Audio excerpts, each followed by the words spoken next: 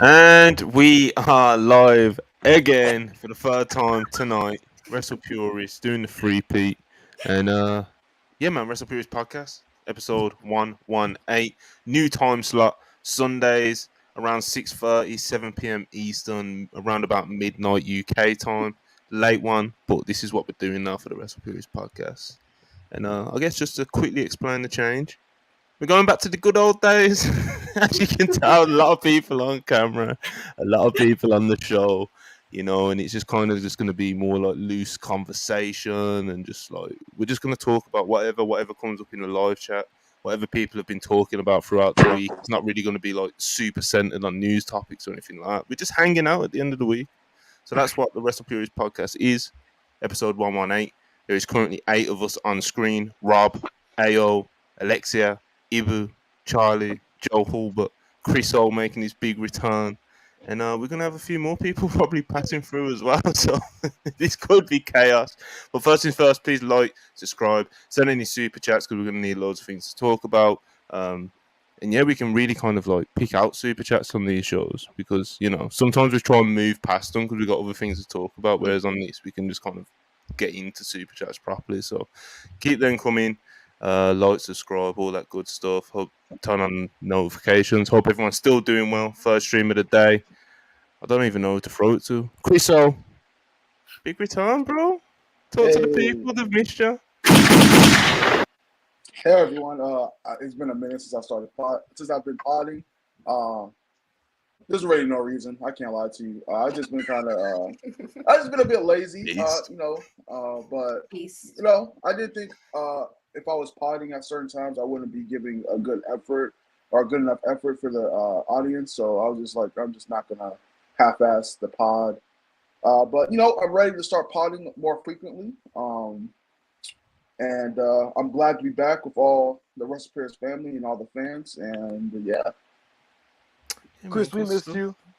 We missed you, Chris. And to be honest with you, you shouldn't feel bad about just not having it because sometimes it happens as a content creator. You just don't have it sometimes. You know what I mean? And it's much better to just opt to not do it than to force yourself on air and not have the enthusiasm or passion for content creation. Listen to Logan Paul over here, bro. Jesus. He's taking shots at me, bro. He's taking shots at me already. No, it's the truth. Like, it's no, you're right, of course. Yeah, it's the honest to God truth. And I guess with that said, I'm personally happy you're back. I was never gonna miss your return to WrestlePurists for the world, my brother.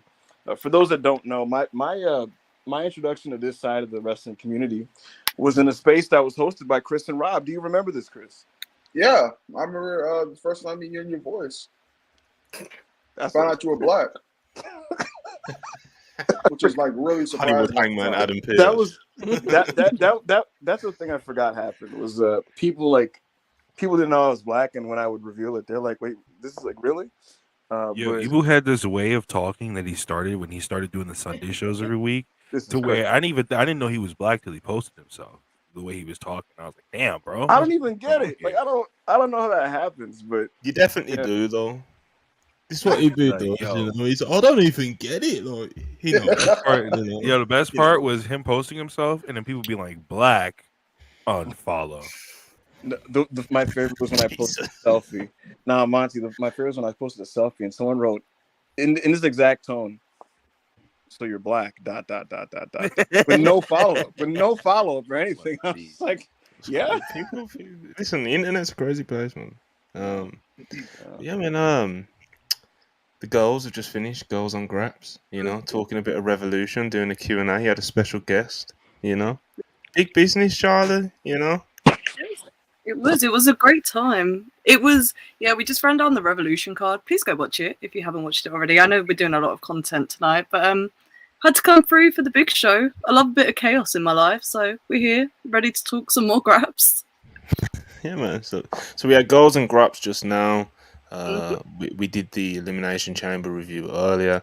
The only person on screen that you guys haven't seen so far today is the man himself, Big AO, CEO AO. What's going on, bro?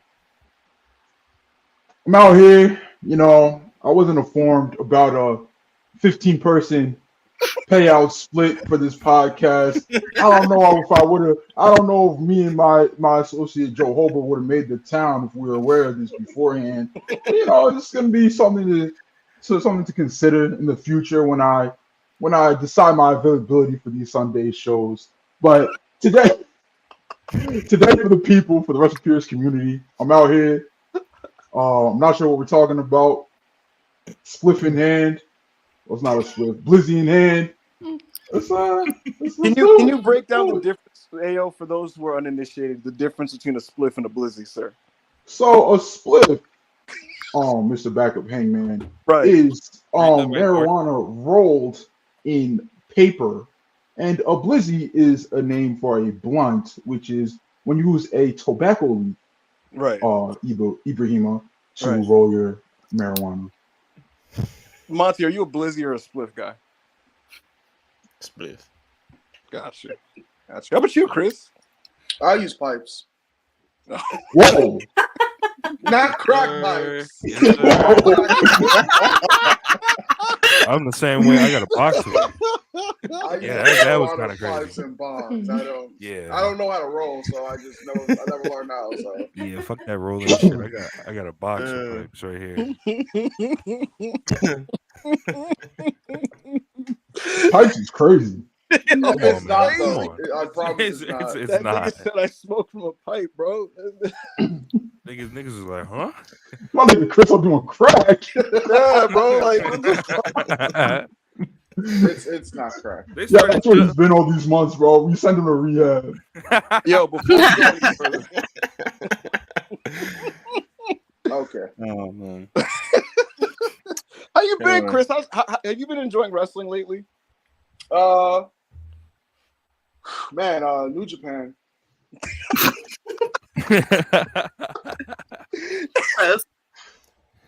Fair.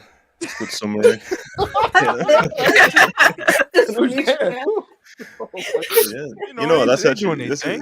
It's a good excuse to segue. It's in the title. It's one of those. Yeah, man. Like I said, few loose subjects to throw around today. Who knows what directions this podcast is going to go into? But the first subject I'm throwing out there is New Japan cooked? Is it what's going on over there? I can't figure it out. New Japan New Beginning in Sapporo. Sapporo, is that how you say it? Sapporo. You were right the first time. I was right the first time. There we go. Apologies. Yeah, a lot of people not happy about it. Not happy about some of the results. Not happy about some of the title changes. Not happy about the seeming direction of where things are going. Big stars are leaving. Bushiroad have made some interesting decisions as of the past few months. So yeah, man. What? Ibu, this seems like something you really wanted to get into. So I'm throwing the ball to you first to get us started. Yeah. I feel like a family member has passed away. It feels like a good friend of mine is just not here anymore. I don't know if you guys know this, but my home promotion, genuinely, my favorite company is New Japan Pro Wrestling. I'm dead serious. This is bullshit, bro. My home promotion. I've never in my life met somebody who loves the World Wrestling Federation more than he does, bro. You ain't such a drone that if me and Chris are joking around in the chat, fed batting, blah blah blah. I was so Evil will come in there. Well, actually, guys, I don't know what you're saying.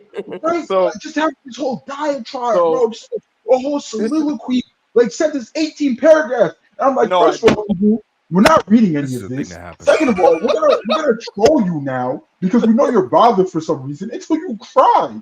All right, he's gonna sit here and lie. This does happen. I don't even think Evil watches Puro. First of all, all right. So I don't watch Puro. Let's get that. I don't think you do. I don't watch Puro. No. 20% of what AO said is correct in the sense that I am unfortunately bad at being able to discern when I'm being trolled in the chat. No, but you do the part about defending AEW defending WWE is true. You defend WWE with your life. Bro, me and Chris are just I want everybody to know that bullshitting about something we didn't even watch. We didn't even watch it, bro. I want everybody bad. I want like, well, actual. in that voice, right? No, I want to tell you guys an actual thing that did happen. Last week, I told Rob that Raw 2003 was bad, and he cursed me out. I'm not even kidding. Yeah, I did. Yeah, Rob had a mental breakdown because Ibu insulted Triple H Raws. Yeah, bro. Bro, that I've been watching that Raw, and that Raw is special to me, bro. Anyways, to get back on track, genuinely, my favorite promotion is New Japan Pro Wrestling, and their boom in the 2010s is a big part of why I fell back in love with pro wrestling. Mm-hmm. And I would stay up for G1, like entire G1 nights, and be rewarded for this, right? And to see where it's come is really sad. And in the pandemic was when I started to kind of feel like things were getting stale with the top guys, and I felt that they needed to go young. And I had a lot of prospects that I personally had investment in. I watched the New Japan Strong shows, and I was like, man, Ren Narita is in the LA dojos. He's pretty good. I was a fan of the guys who would eventually make up the Bullet Club War Dogs, right? And so I had reasons to be optimistic about the future. And fast forward now, and it's just a creative mess. We've talking about some of this before, but like the fact that they don't go all in 2 feet forward on some of these guys who you would think would make money for them is baffling to me, especially when there's rumors in innuendo. Okay, so right. So Shota Umino, right? I'm not saying he has everything put together, that he's like the best wrestler in the world, but at his age and with his look and everything, how is that a guy you don't jump in 2-footed with? And we saw how he did against Will Ospreay last year, right? I personally don't get it. For those that don't know this, Monty, I don't know if you watched the show or aware of this. Charlie, I don't know if you saw this. He last jobbed to Evil in a never openweight championship match 2 nights ago. I haven't seen the match, but I've seen that this happened. The match sucked, by the way, but I don't get it. Do you guys know who the current tag team IWGP tag team champions are? Gallows and Anderson. I wish. Yes. It is Kenta and Chase Owens. They doing this fucking thing. Kenta and Chase Owens, folks. I don't get it. I really don't get it. I don't the layout of the promotion when it comes to just the hierarchy of the card is just baffling to me right now. The in-ring standards are dropping by the show, and there will continue to drop with no Okada and no Will Ospreay. You guys all know Will Ospreay's the most just spectacular wrestler in the world. He has effort that doesn't dip on a show-to-show basis. You're not going to be able to have that guaranteed amazing Ospreay singles match on these shows. And so who's our guaranteed bona fide guy now? It's just ZSJ. They don't do enough with Shingo Takagi, who's another incredible wrestler on the roster. Sonata is the most overpushed wrestler in the world. I just don't get it, man. Yuya Uemura, Monty, was my hope. He was the guy that I was like, he is going to save this. He's going to right the ship. And he has been very disappointing upon return. It feels like his mechanics have eroded since his time in TNA. He's nowhere near as sharp or as crisp, and that's the real problem with him having a simple style. Like, he has a very fundamental-based Tatsumi Fujinami, Ricky Steamboat style. There's nothing wrong with that. But if you're going to do that, you got to do it well. Ricky Steamboat didn't do arm drags all fucking match. My point, though, is Gunther, for example, is very simple, but he's an amazing wrestler. You have to be great at it, though. His basics used to be great. They're, like, fine now. He had a match, guys. He had a match. That's a Chris Phil name. He had a match with Yota Tsuji, hair versus hair, that I thought was going to be maybe the light at the end of the tunnel here for the state of New Japan. And not only was it not that, it was like actively embarrassing. They wrestled in front of Okada, and they went 30 fucking minutes, guys, 30 minutes. And it didn't play to either guy's strengths. It made them both look like bad wrestlers as the match was happening, genuinely. And I hate saying that. And this bit that Ibu does, go ahead, that makes it seem like Yota Tsuji is like just had the same damning performance that Yuya Uemura. It's fucking hilarious. It's pure delusion, and I'm not pretending by any like means that Yoda went out there and lit the world on fire and Yuya just sank his shit. But everything that people said he was entering that match leaving that match, you could still say those things. Yuya Uemura looks like a fucking absolutely Ibu. I don't know a single person except for probably Monty's British ass. So I was like, you know what? My stock on Suji is dropping after that match. I don't know a single person who has that opinion. How can you look at Yuya and say this is somebody that's main eventing in 3 months? How can you look at Yuya and say this is someone who's main eventing in 3 years? We told you. You had Yuya Uemura cockless, bro. And we tried to tell you he was never that good. No, that's not true. We tried to tell you he was never that good. And then he went to TNA.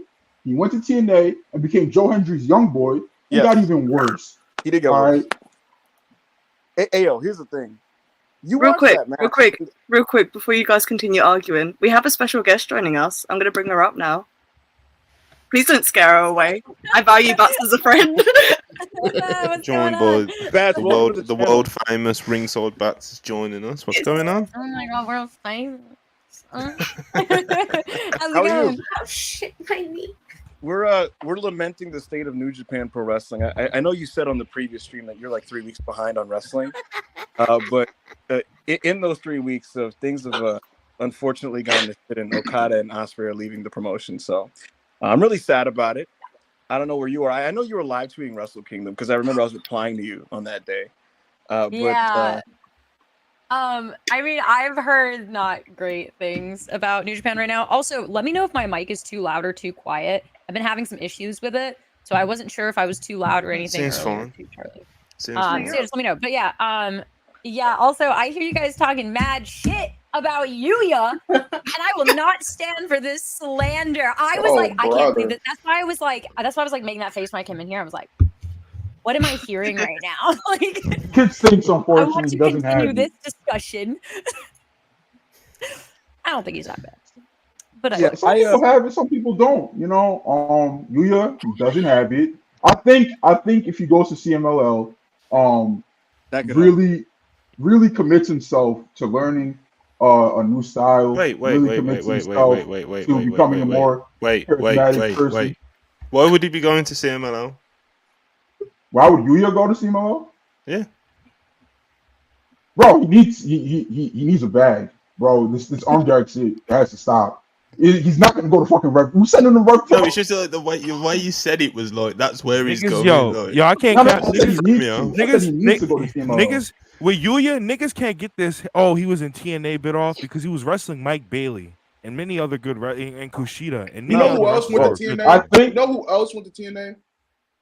Okada went to TNA, and he came back, and the first thing he did was challenge Hiroshi Tanahashi for the world. Okada was wrestling Rob Terry. I think we have to recognize that the difference between Okada and Yuya is that one has charisma and talent, and the other is completely devoid of charisma and completely devoid of talent, and now he's also completely devoid of hair because Yoda Fuji went over. And I think if he leaves and trains for like 3, 4, 5, 6, 7, 8 more years, he can come back and be a solid never openweight champion one day. Ayo, can you concede this? The creative state of New Japan in 2024 is not the state it was in 2012. And so, but Ibu, the thing is, what's up? If the roles were reversed and Okada was making his comeback in 2023. Oh, he'd be fucked. Yuya was making his. No, he would not be fucked because he's handsome. He got money. He has charisma. He's one of the best wrestlers of all time. So here's the thing, Chris. Is Okada handsome? Yes. Does he have money? Yes. Yeah. Is he charismatic? Does he fuck more bitches than you? Of course. Yes. Maybe so. But here's the thing. Okada may be more handsome and money getting than myself, but he's still walking into a company. That list is extensive. Okada was wrestling Rob Terry. Rob, let me finish. The point I'm making is, it's different. He's walking into a team that had a system built to be successful. This current structure in New Japan, like I said, we see what they're doing with Shota Umino, who I'm sure most of us would agree he's a blue chip, or at least to a degree, and he's just kind of there. And so, no, I think Okada'd be fucked now if he walked in. He wouldn't have a Rainmaker shock moment where he gets to just walk in and emphatically beat the ace, the incumbent existing ace. That was done as a provocative booking move to indicate to the audience that immediately this guy's a player, you know, and that's a gutsy creative choice that they did that paid off in spades for them. They don't make those types of decisions now, and when they do, it's for people that aren't that good, as we saw last year with fucking Sonata when he got the abrupt title win after winning the New Japan Cup. Sonata does suck. All right, so where would you pinpoint it starting to go like seriously wrong? The G1. Sonata winning the New Japan Cup. I don't think Sonata winning the New Japan Cup was weird. Him winning the title and having a year-long reign is also, you know. But I don't think it wasn't promotion killing, bro. Like the G1, they had the Ray Wyatt Three Musketeers all look like fucking losers. They had people jobbing to Chase Owens. They had Kaito jobbing to Hikuleu and Tamatanga and whoever the fuck else. Like it was just the booking for the G1 was baffling. I was really like concerned to see where they were putting their focus and their future. Like Hikuleu was presented better than all the Musketeers, really. Like he's booked better than them at least, and it's tragic. He can't fucking wrestle, bro. I don't think the Sonata push is where the fall off happened. I think that there were signs of creative erosion dating back to 2020. That was the first year that they did the 2-night Wrestle Kingdom, and it was basically just them not having the balls to stick to somebody when they had the clog at the top with Jay White, Ibushi, Naito, and Okada. And if you guys remember, they did that kind of like 2-night thing where like the main event, the guys who won like the singles matches on night one won the next night. There was this feeling on that show that this Wrestle Kingdom, I think it was 14, was the end of New Japan's creative boom period, so to speak. And then it got more apparent during the pandemic when you didn't have the gaijins and they didn't have the atmosphere and you got all those like ridiculously long matches. But even then, like for that year and the year after, you still got great matches from people like Ospreay and Shingo Takagi. So for most people, it's like you tune into a wrestling show and you get a fucking 4+ star match from Shingo, from Ospreay, from Okada. This is a good wrestling promotion, which it was.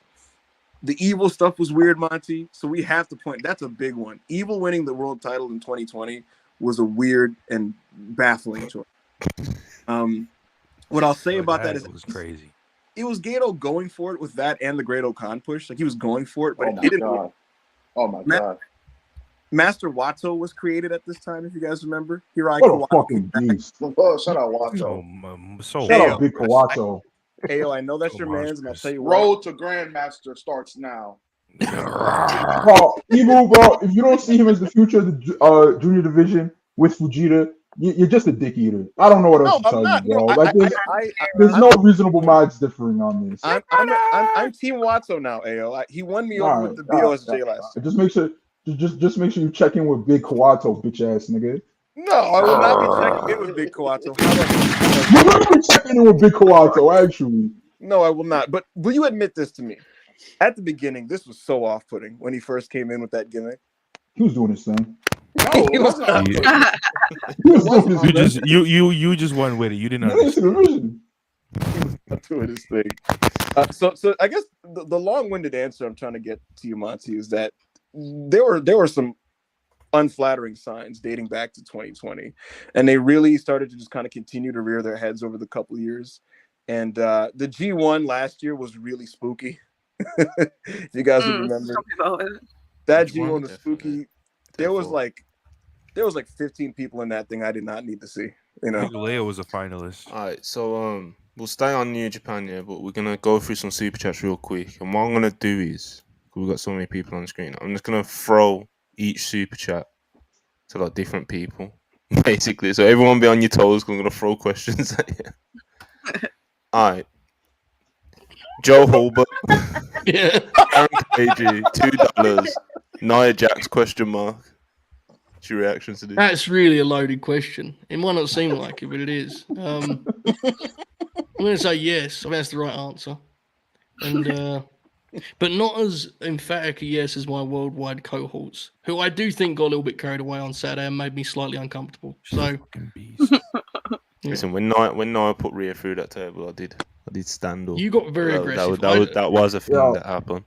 Yeah. So the New Japan show started early. Was it Friday night going into Saturday morning? Yeah. So that ended around like 3-ish. Obviously, I'm not staying up for a Fed pay-per-view, but I fell asleep around 3, woke up at 7:30. I watched the end of the men's chamber. It was cool. I enjoyed what I saw. It was all right. When WWE when they just have the big stars wrestle, it could be decent at times. And then not Jackson's music. Then 20 minutes passed after the men's chamber, and then we get to Nia versus Rhea Ripley, and then Nia's music hits, and I'm seeing her walk out, and I see her enter the ring, and I'm like, I can't fucking do this. I just close my eyes. You don't know what you're missing. She's such a beast, bro. Hey, yo, the only clip I see from that match was Rhea trying to do Arana and failing, and Nia trying to take Arana and failing. That's the only thing I've seen from that. That was match. slightly unfortunate. Yo, Nia. Sometimes it starts shaky, and by the end you cook something up. But anyway, moving on. Rob. Big Hero Chris, $2. You guys look like the Bloodline family tree.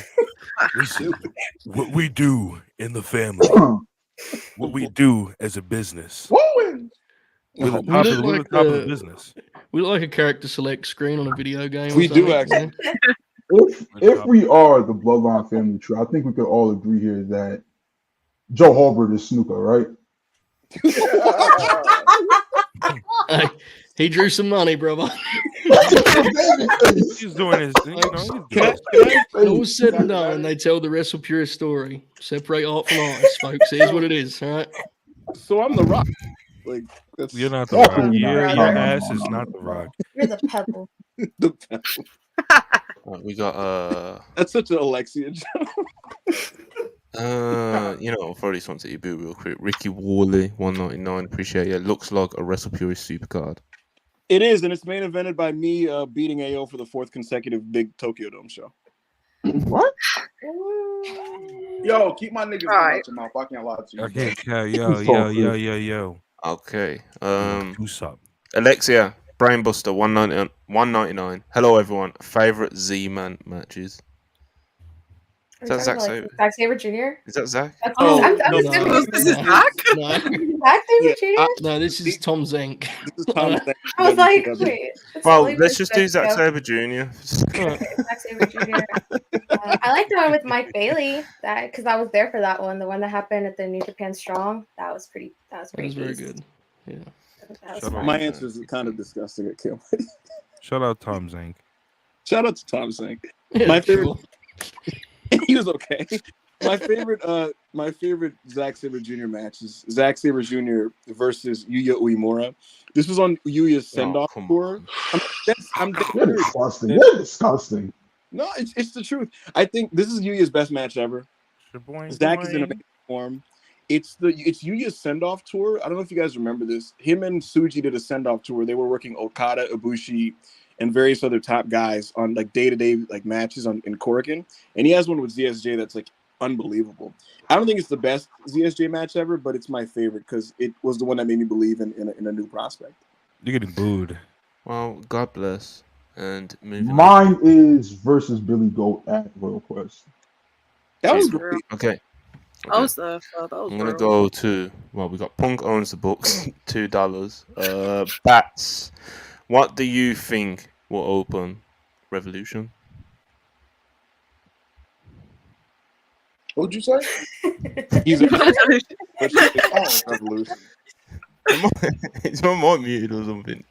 No. Bats, are you paying attention? Bats, come into the game. So I'm paying attention to my applesauce. I just enjoy listening to this. Are you kidding me? You guys are wild. Question. Answer the question on screen. I also still have I still have really bad jet lag right now. I was telling them I got off a plane now, I guess 5 hours ago. So before I was really jet lagged. So I'm just having a great time hanging out. Don't mind me. What? Yeah, go ahead, Charlie. What do you think is going to open Revolution though? What match do you think will be first? Orange Cassidy's. First. I have a feeling. I don't know. Yes, yeah. I feel like it's gonna have a good energy to it, so I feel like they're probably gonna throw that one in there to start. But yeah, is that those I don't know. go-go? Is that one of those go-go pouches with the applesauce? Oh yeah, it is. It's like baby food. It's delicious. It's kind of Applesauce. It's got strawberries in it too. I snuck one sitting my niece. I snuck one in the other day, and I felt real ashamed when I started it, but I'm pretty proud of what I did because I think it's pretty amazing. You're so good. Little appy sauce will set you right. Yeah. And get you a little treat, little appy sauce. bro. I'm opening that shit with DG winning the belt. I can't lie. That'd be fun. Bro, 199. Rest in peace, New Japan. It was a good run. Chris, your reaction to this? Man, Do you agree? It sucks. It sucks to hear that and not feel like people are chicken littering and people are like over complaining or being too worried. But man, 2 straight New Japans without a 4-star match is crazy. For those who don't know, New Japan is what got me into wrestling full time. Omega versus Okada got me into wrestling full time. I was like on and off during that time, but that match legit like made me feel like, yo, wrestling can be so much more than just fucking John Cena overcoming the odds and shit. That's Joe's favorite genre. Yeah, oh my. Yeah, so watching New Japan, watching the juniors division at the time with Kushida and speaking of what happened to Kushida, but where is Kushida? Right? Bro, he's stuck in Nashville, bro. He's just like a guy on the roster too. It's weird. Like, He has why? Yeah, like he's not pushed. He's like a pre-show merchant. I saw a clip of Kevin Knight going crazy in a hot tag, and it was him, Kushida, and I want to say Alex Shelley, and they were facing another trio, and I just saw Tommy Dreamer come in the frame, and I was like, what's going on here? Yeah, I saw. No, how did was it last week on Dynamite? Oh, they did Moose and Kushida, and he had like a 5 on cage match or something. We were looking at. Yeah, it's rough over there. Why are there 2 of those? Oh, Charlie's. What was that? StreamYard's weird with that stuff. It's like, what's going on? Let it be noted that Charlie just partook in digital blackface. Hey, that's exactly what I can't control it. Well, how did Cole Carter and like Zach Knight and other people, other motherfuckers like that get a AEW contract? And DK saw Kushida and was just like, yeah, we'll go. Let him go to Nashville. Bro, Kushida did not want to go to AEW. He wanted to. I don't know if he didn't want to go to AEW, but he wanted to go to TNA. That's the thing. He wanted to be there because I guess during when he was still in New Japan, he was like, "Yo, at least they'll book me in singles matches against heavyweights or some shit." But yeah, I don't know. Back to the super chat, right quick. It sucks, man. From Okada and Omega to Yuya Uemura, it's like disgusting. Oh man. At first, when because there's so many people on the StreamYard, like there's more than one row. So like I didn't even see Manny down there. Then when Manny wasn't on camera, what the fuck is this? So hold on, let me remove his super chat. See, Manny's name is redacted. So sometimes what Rob will do, he will join on like both his phones or his laptop on his phone or whatever, and he'll just leave it like a blank name or something. So that's what I thought it was this whole time. Scroll down. No, I'm chilling. See Manny with his dog in a mask. Hi, man. I like your dog. What's going on, Manny? So Thank you. cool. This is Sophie. I was wondering when you let me on, man. Sophie. Oh, Whoa. Whoa. I can't be here for much longer. I have a meatloaf in the oven right now. I was waiting this whole time to get lit in. Fuck yeah, get your meatloaf. I was waiting back to the whole time. I was like, when is he gonna let me on? I was like, no. Didn't even say anything in the private chat either. No, I didn't realize that the camera was off when I brought bats up. I didn't realize it was Manny, or I would have brought you up as well. Just sat there patiently, But Manny, are you watching professional wrestling again yet? I saw that Nia Jax match, and then I saw a Collision yesterday, but man, that shit sucked, bro. Man, I turned it on and fucking Sammy's on there, man. I didn't know he was still wrestling. I thought he was a father.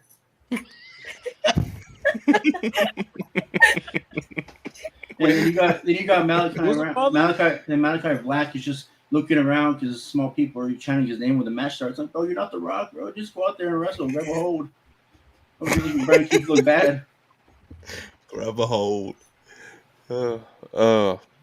So basically, you're back in the game. Is that what you're saying? I try to watch, but like I was telling Joe the other day, man, it's hard to watch when the Spurs are playing. The Spurs play every day. Dynamite's on or AEW's on, so it's really hard. Like the game's about to start in a few minutes, so I got the meatloaf, I got the Spurs game, I got this dog going crazy, got my new puppy going crazy outside. It's crazy everywhere. Live for the Hooper. Busy man. Yeah. Oh man. I will say Nia Jax is awesome. I saw the match and killer. That's what she is. So I mean, she's a throwback, brother. I will admit my food did just come in, and I'm gonna use that to segue into this travesty, folks. I just spent, I'm not gonna reveal how much money I spent, but I want you guys. You should. It makes a story. Oh, please funnier. do. So listen. Please do. For those that already know, don't spoil it. But I want you guys on screen to guess. I ordered 2 fettuccine Alfredos and a large plain pizza. I want you to guess how much this was. Where? Did you order through through the restaurant directly, or through like DoorDash or like a food delivery service? No DoorDash, no Uber Eats. This was directly through the restaurant, through their delivery service. What restaurant? I'm not gonna get doxxed here, Chris. No, doxxed. Was it just say it was local. Was it Olive Garden? No, it was a mom and pop pizza shop. Oh, then like Olive Garden don't make pizza. Oh. I missed that part. I just heard the fettuccine. $40. 53. Yeah, I ordered 2 fettuccinis, a large pizza, and this lady says 53.40 something. I was right. I said, Miss, can you? Sorry, 51. I said, Miss, can you please do this? And then she like verbally eye rolls, and she's like 53.40 or 51.48. And I was like, Miss, can I please get a break? I asked for a breakdown. Can I please have a break? Can I get a break? Right, can I get a break? Can I get a breakdown, Miss? And the fettuccinis are like $11, but you want a chicken in them, so that's +4 for each of them. There's a delivery fee, there's a service fee. You also are paying with your card over the phone. That's another fee. And then the pizza is whatever it is. And then when you're too in deep and you don't want to look broke, and so you have to proceed with this order. And so, oh man, this is I would just not. This story is not making you sound like It's just making it sound like it's not making you sound like you just signed an all-elite contract or anything. Story making you look at the crazy, my nigga. If you look at the live chat, you'll see all these guesses. You see all these guesses that are above what you paid. Niggas talking about you got scammed, bro. I felt scammed. Like sounds right though. Like if you're ordering from like all the food, I don't know. It sounds right to me. It's bro, it literally sounds right. You would think a fettuccine Alfredo is supposed to cost, bro. Like I'm assuming $15 off the top of my head. You got 2. That's $30 automatically. A large pizza is $20, bro. And I think you got a pretty good deal, to be honest. I'm not ordering a large pizza anywhere except for like Little Caesars, and now expecting $20. Wait. Also, it's a Not too much on Little Caesars, all right? It's really bad. So they're probably using homemade ingredients. They probably made everything from scratch. Yeah. So I mean, I don't know what you expected, bro. If it's you see here at WrestlePurists, bro. This is what we at WrestlePurists we support local businesses. we don't tolerate Ibu coming on here. Nigga, who is we? He's local. The people on screen. I'm talking on behalf of everyone. That's just how it goes, okay? WrestlePurists supports local businesses, and you should too. Yeah, I was so upset, but I couldn't pull out. It was too deep. The lady was giving me attitude. I didn't want to relax. I didn't want to look broke, so I went through with it. I will admit, these fettuccinis are huge. The like, lady was giving me well, that's like those stories of the rappers like, I went to a car dealership and they called me the N-word. So I spent $4 million there to show them a lesson. It's like, oh, bro, you really there was a Shaq story like that. The Shaq story where he was like, he went to the car dealership. And he was like, "You sure you can afford all these?" He was like, "Nigga, what?" He said, "I bought that car, $3 million." The thing is, bro, he just changes that dude's whole life, the whole racist life. His commission, bro. Yeah, I really showed him. No, because I'm talking to this lady. She's like, "Yeah, 51 broke, nigga. Like, what's up?" I'm like, "All right, bro. Like, put the order in." Wait, is the food good? It's pretty good. It's pretty good. Okay, then stop complaining. Stop complaining. That's why I'm fucked up, because a nigga like me would have bought more. She talked to me like that.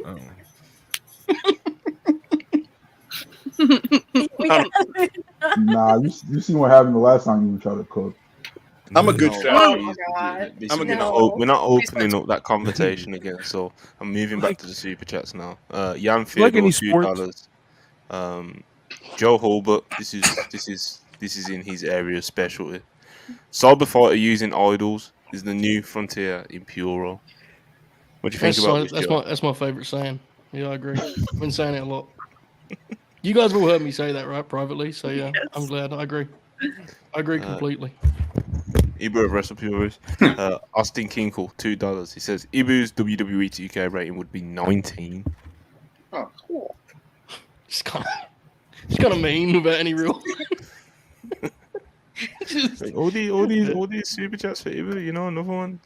Godson Park, 199. Ibu a fake Puro fan. Don't step in the dome, nigga. He really is a fake Puro fan. You've been banned from the Tokyo Dome. He didn't know that the Triple Crown and the GAC title were two different things yesterday. To be fair, though, New Japan is his home promotion. He's like Minoru Suzuki. You know, it doesn't really matter if he was banned from the Dome. It's going to be demolished anyways, isn't it? No. Apparently they're moving. You got him, Manny. I don't know if they're demolishing it. But I believe there's talks about moving it, or I don't know. You just can't move a building. How long was I muted? Oh my god! I mean, when you're right, you're right. I mean, it wasn't being that literal, but you know, fair. Yeah, Ibu's a fake Puro fan. Yuzura Hart, Charlie, $5. What's the best case scenario for the Undisputed Kingdom? You have a free reign to do anything with it. Swap members, push up or down the card, etc., etc. Fucking hell, man. That's a loaded question. Yes, is disbanding an option, or do I have to genuinely give an answer to this?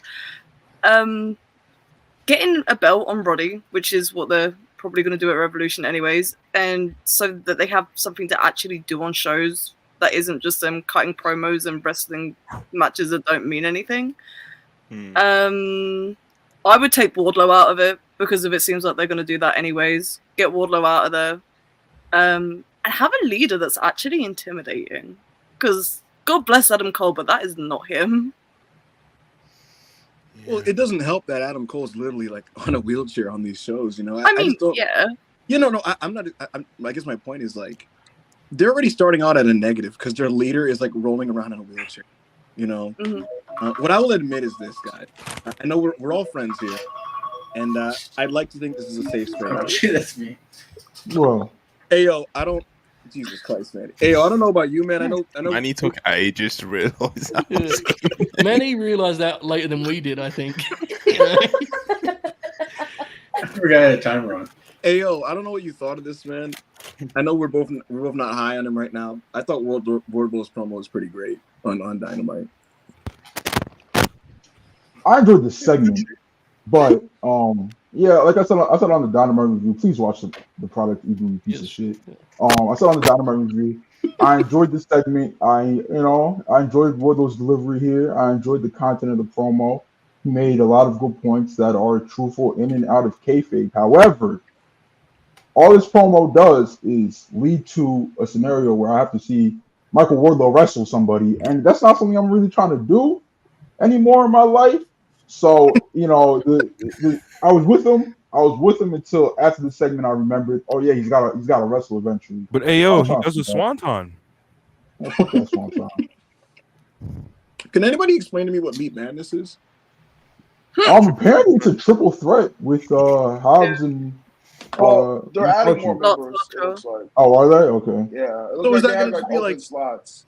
I assume it's an over the top rope battle royale. Okay. I assume. That kind of. I mean, I get that. If it's like I don't know an 8-way match of just big dudes fighting, it's like what you know.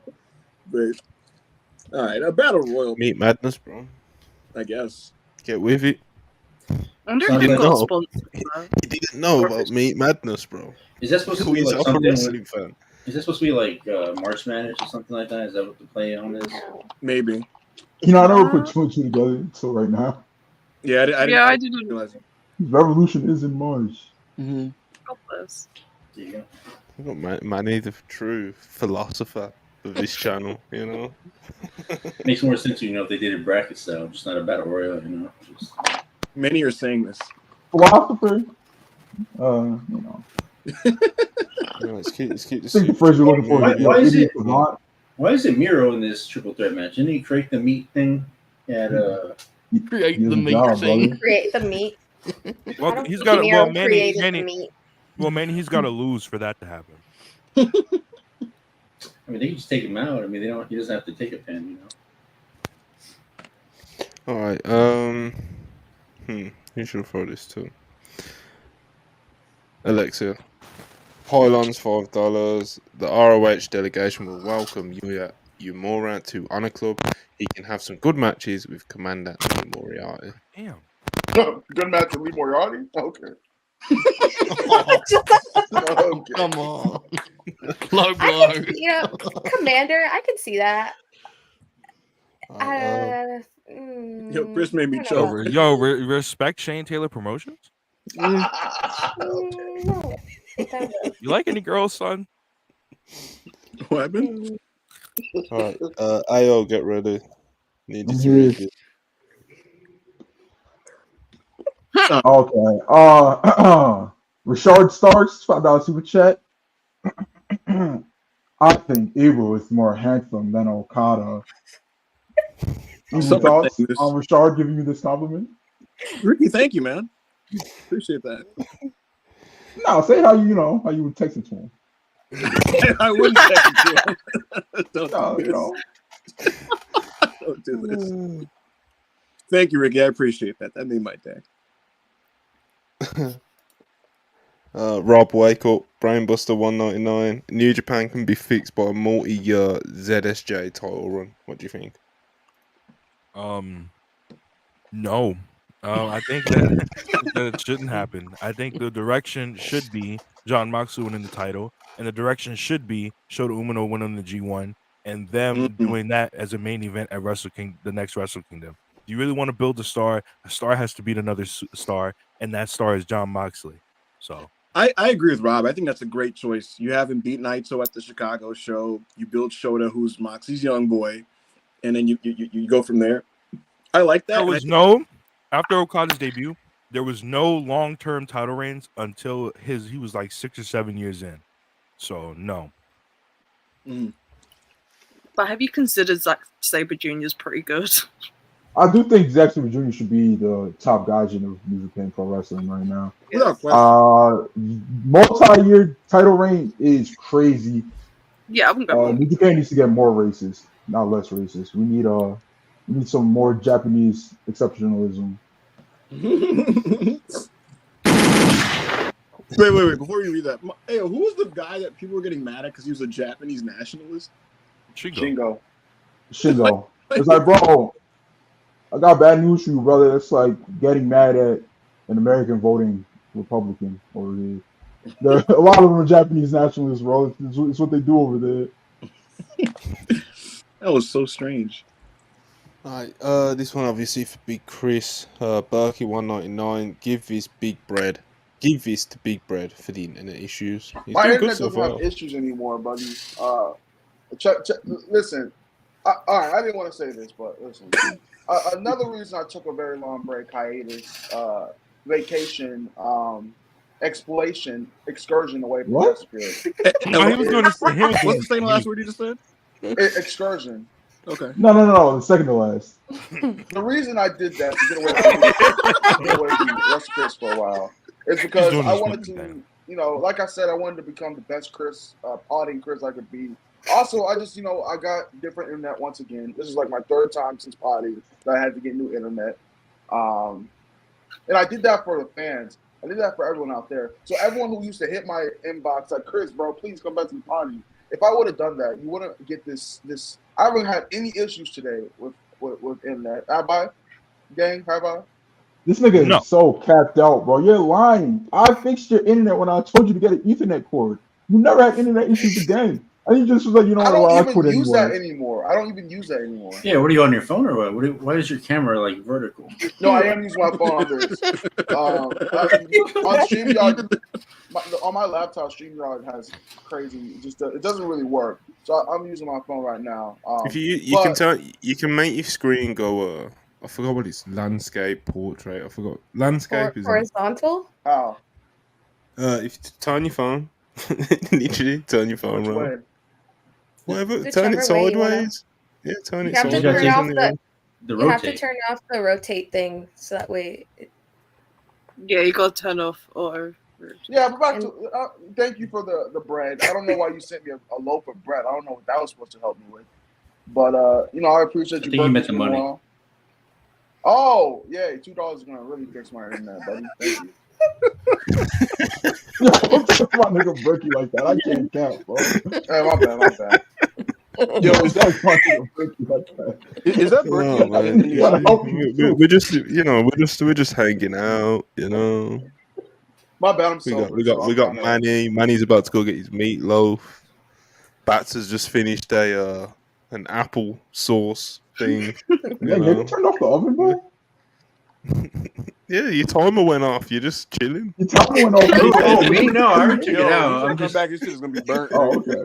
I have to let it rest for like 10 minutes. The one thing I'm cautious about is like my mashed potatoes. I mean, I left them on the stove. I mean, it's whatever. But... anyway, who do I throw this to? Who's actually gonna have a genuine answer for this? Manny. I was gonna throw it to Manny, but there's no way. That's a dead company, bro. I don't got time to talk about dead company.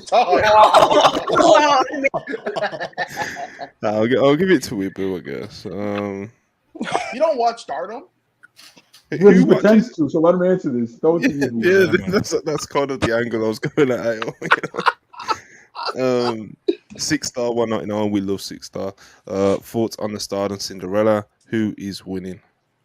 Great question, 6-star. Thank you so much for the 199 super chat. What I'll say is that Stardom is undergoing a bit of a transition period at the moment, and it's partially because of the departures, the uncertainty with Rossy Ogawa, as well as the various injuries that they sustained last year, and a lot of the stables breaking up, like Oedo Tai and like Queen's Quest, I believe. So what I would say is this: Azumi is no longer in the high-speed division, and I think that they could expand with her, and if she won this thing, it'd be really cool. I'm a big fan of her. I always seek out her singles work. I'm curious what happens with Maika. They gave her a lot last year, and I wonder if they kind of follow up on that.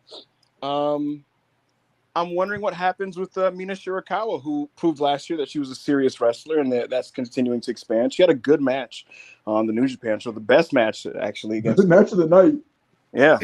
Imagine telling someone in 2020 that Mina Shirakawa would have the best match of the night in a New Japan pay-per-view.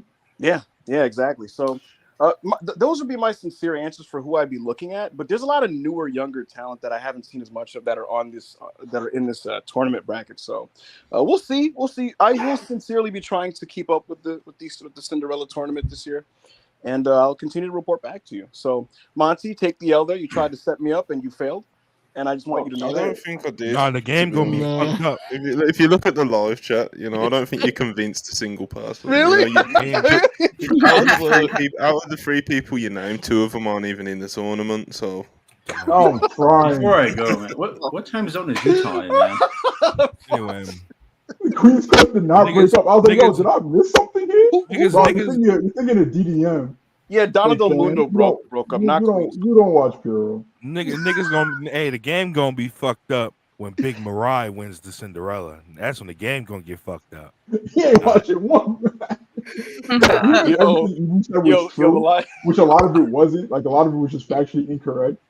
Like it was still a very surface level answer. Like it's just like somebody could come up with that just surfing Twitter for 20 minutes. Yo, I'm catching high lows in the chat now. And Ibu been be pretending like you watch Dumb Guy Live, by the way. That's not. His ass is not a dumb guy. Yeah, that's where you get the real experts, the real adults. It feels like when you get the essay question in a test, and you're like, I'm gonna just talk a lot and see what happens, and then you get a C just for the verbiage. Just for writing a lot of words on the paper. Yeah. All right, Joe Hulbert, this one's for you. Darren Walker, £2. Favorite Tom Zink matches. You know, he does have he has a good match with Pillman at Wrestle War 92.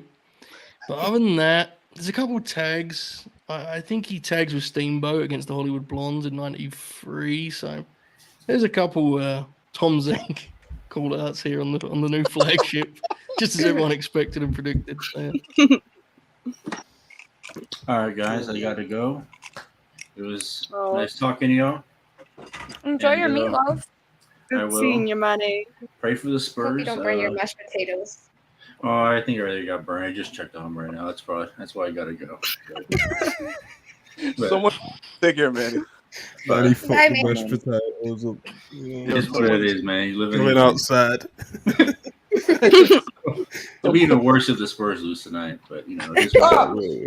Wemby's putting up 60. You know, that's not happening. That's not happening on this team. But all right, later. Yo, someone said.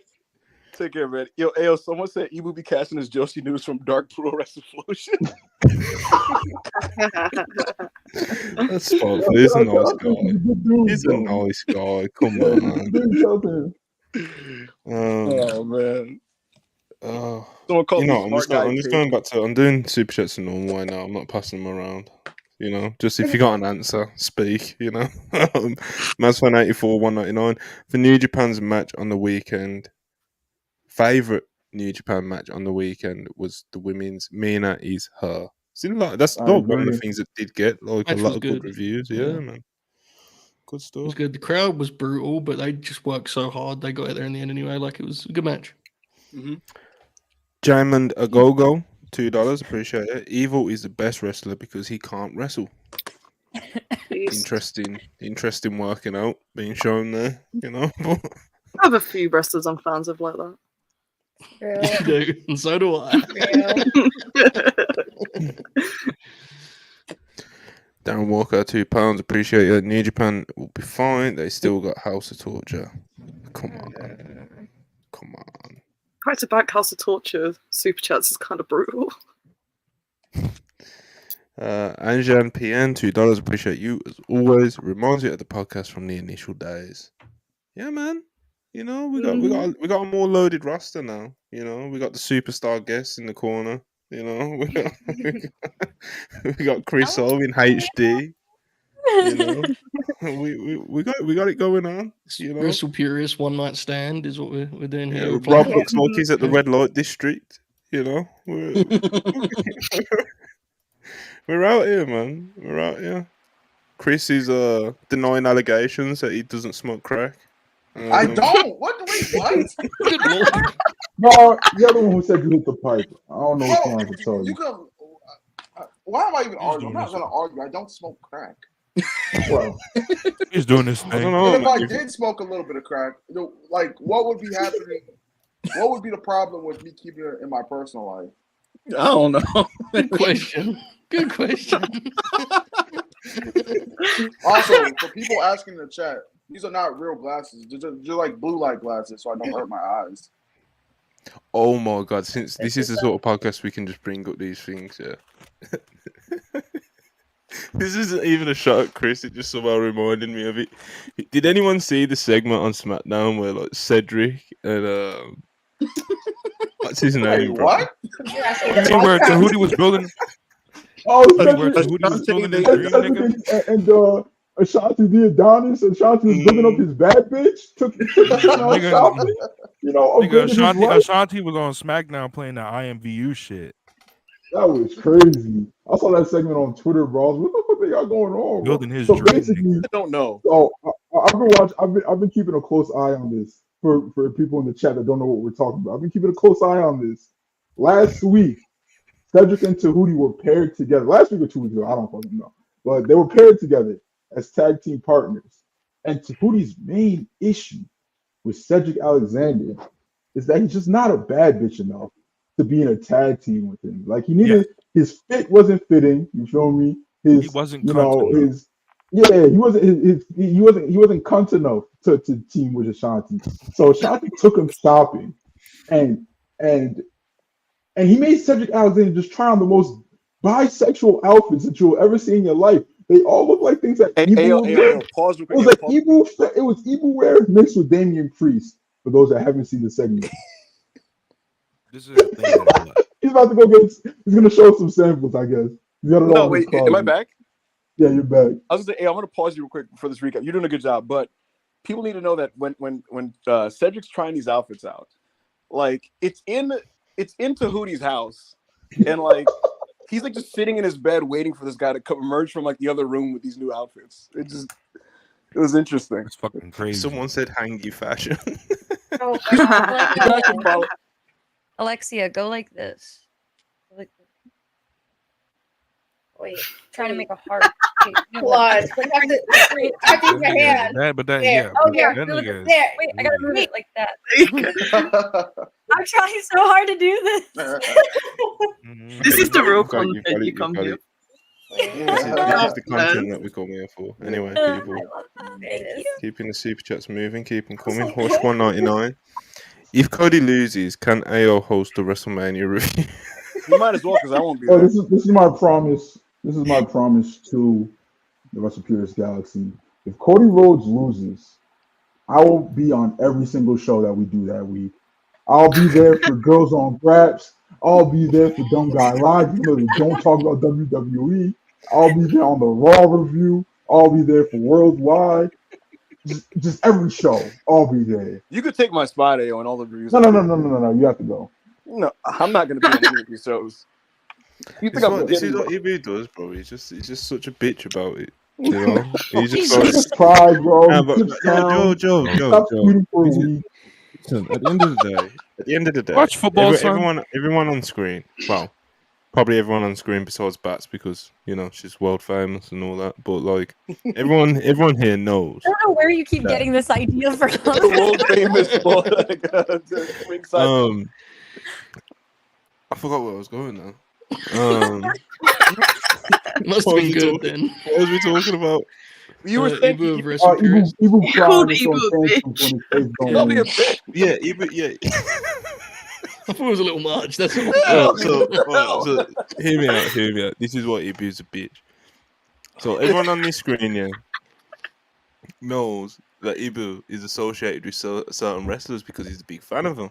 He's always talking about them and stuff. Cody Rhodes, CM Punk, Braun Breaker, Yuya Uemura before he came back. Certain wrestlers that people either dunk on or talk about with. So what his followers associate with Ibu. So like when one of them gets absolutely owned, like Cody losing, if he loses at Mania, CM Punk getting injured or whatever the fuck. Come on, Chris. My bad. Ibu hides, bro. He hides. How about that ACL? He hides, bro. When the Rock replaced Dwayne, when the Rock replaced Cody Rhodes on that SmackDown, what did he do? He disappeared. He didn't just disappear. He disappeared off fucking Twitter and everything, bro. He hides. When really, me as a promoter, there's money to be made, People want to send Ibu super chats laughing at him. I want that money, Joe. He's just like dissecting his character while he sits there and listens. Joe, the crazy thing is, like the day after, like I don't want no parts of wrestling Twitter, and this guy is like, "What are you doing, man? Get some tweets out." I'm like, "No, why? Why would I do that?" He's like, "Let's do a stream, man." I'm like, "No, why would I stream?" Do you want to do it? He asked me to do a SmackDown review. I was like, "No, I don't want to fucking review SmackDown." The best bit genuinely was like, and God bless, this was really nice, but people were messaging me like, Bro, like, is he ever good? Like, is he okay? I was like, yeah, man, it's only fucking Cody Rhodes not being in Mania. It's fine. He'll be okay. That made me feel weird, Joe, because I had some I checked on my message requests and like it just threw me off. Like people were like, "Hey man, sending love. I hope you're all right." I was like, "I'm fine. I just don't want." Yeah, and again, it was very nice. People were really genuinely concerned. I don't know, but yeah, AO, if Cody loses, you can have my spot on all these podcasts. No.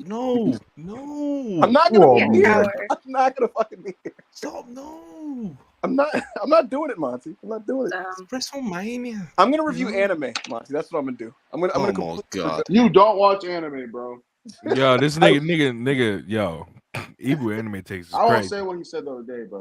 You got Chris and Rob started though. Look what you've done. Don't get me, yo.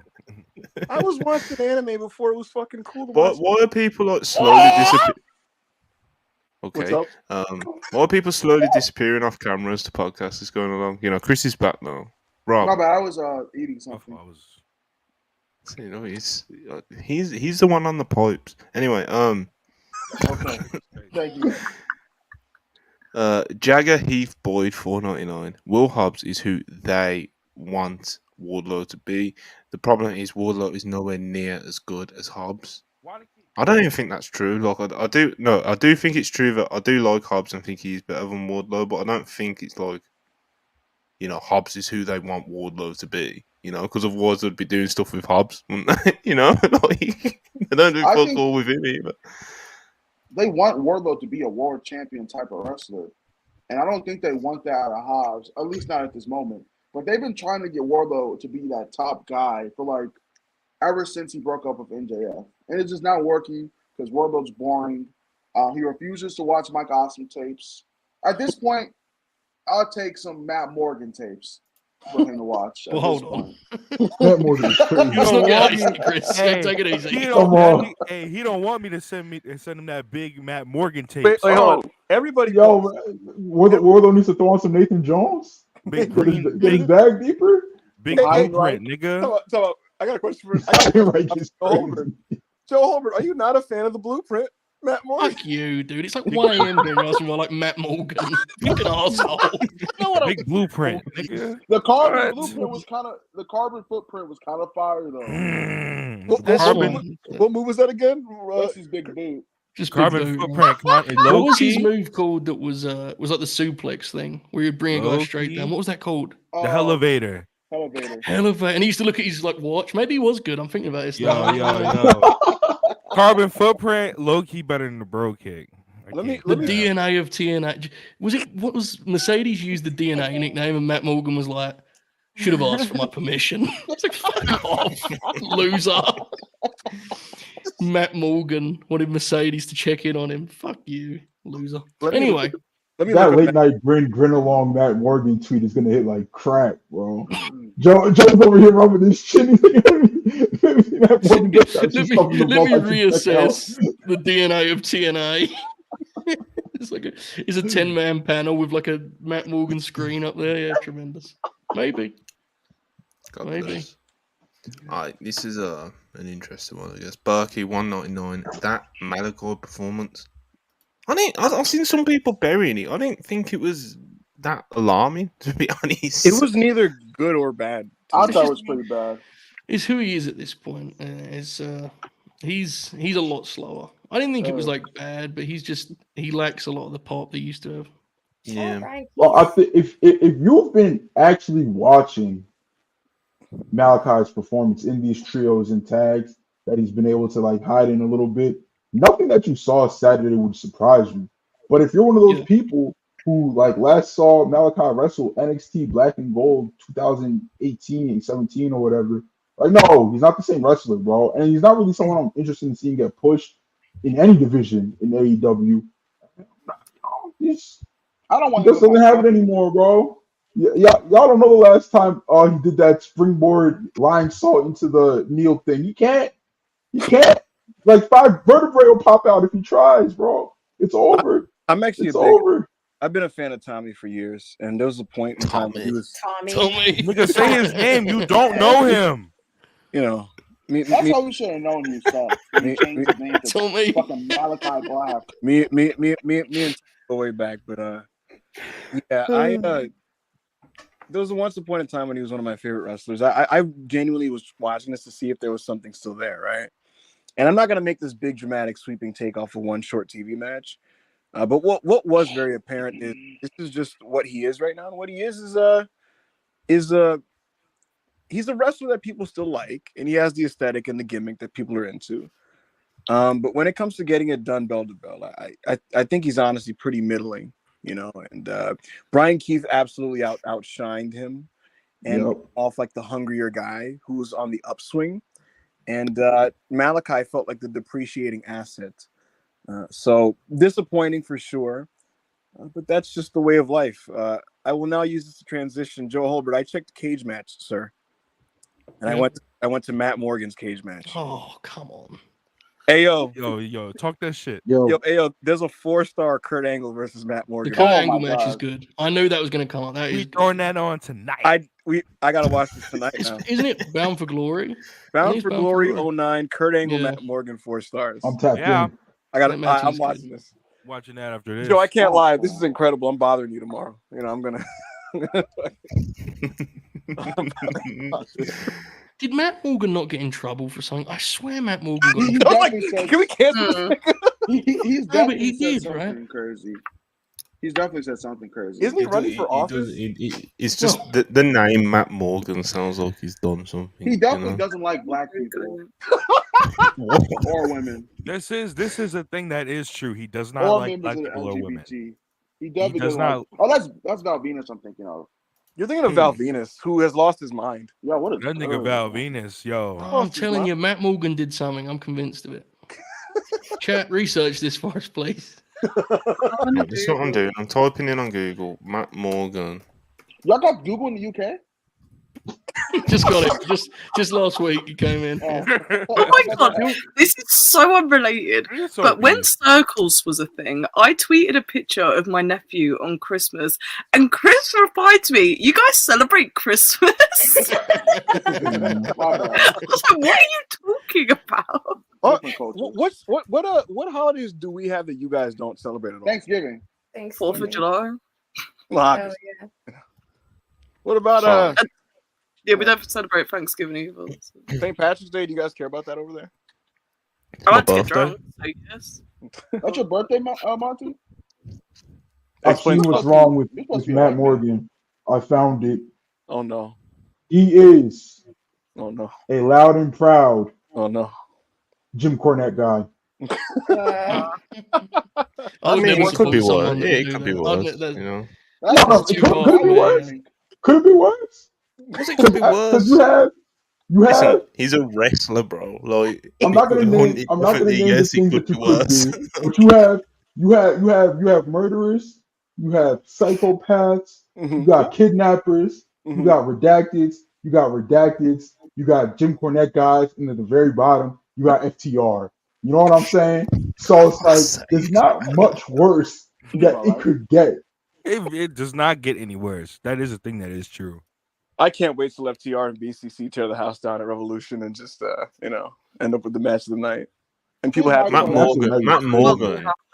Morgan got into politics after wrestling. I'm bringing Matt Morgan when we do WPPW. I'm bringing Matt Morgan to WPPW. Listen to the. That's a bad idea. Listen to these names, bro. In this article, ProWrestlingStories.com. Shout out to them. They do a lot of these interesting feature stories. This is a random one called.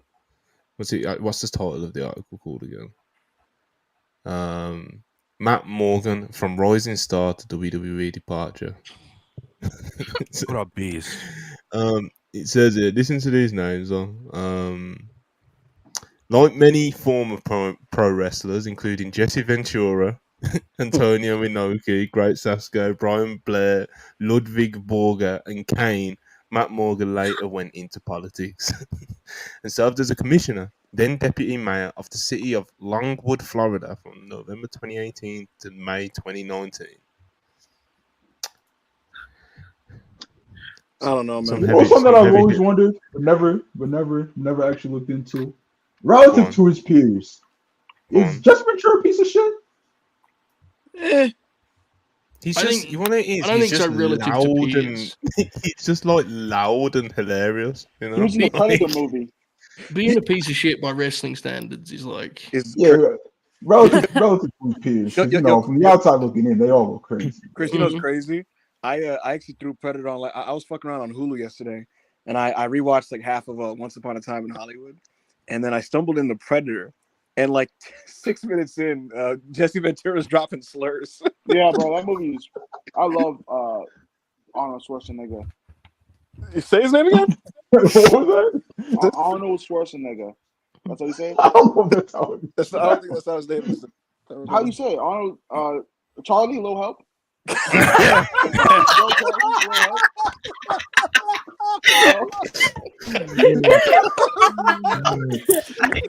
No, you know. Go ahead, Chuck. We'll clean out the floor for you. Yeah, I was leaving that all for you, Chris. You did a hell of a job. You can figure it out, you know. Yeah. Hell of a job. I actually got in detention once in like the 6th grade for making jokes about Schwarzenegger's name like repeatedly.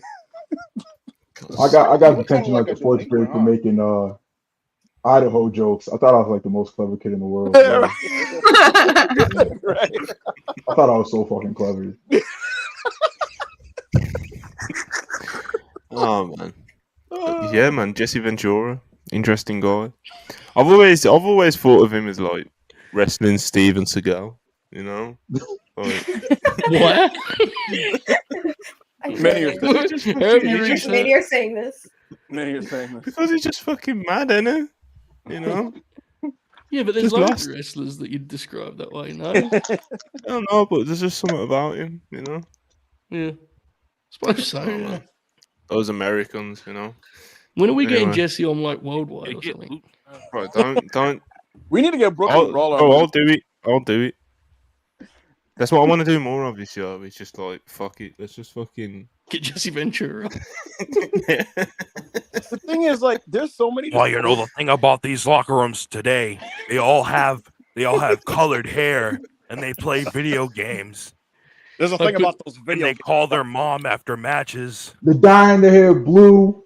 They're playing video games. They're voting for Genocide Joe. Oh my! It's just all. Has anybody seen the episode of Theo Von's podcast with Jesse Ventura? I didn't watch it. No. It sounded insane. Yeah. It sounds like an insane episode.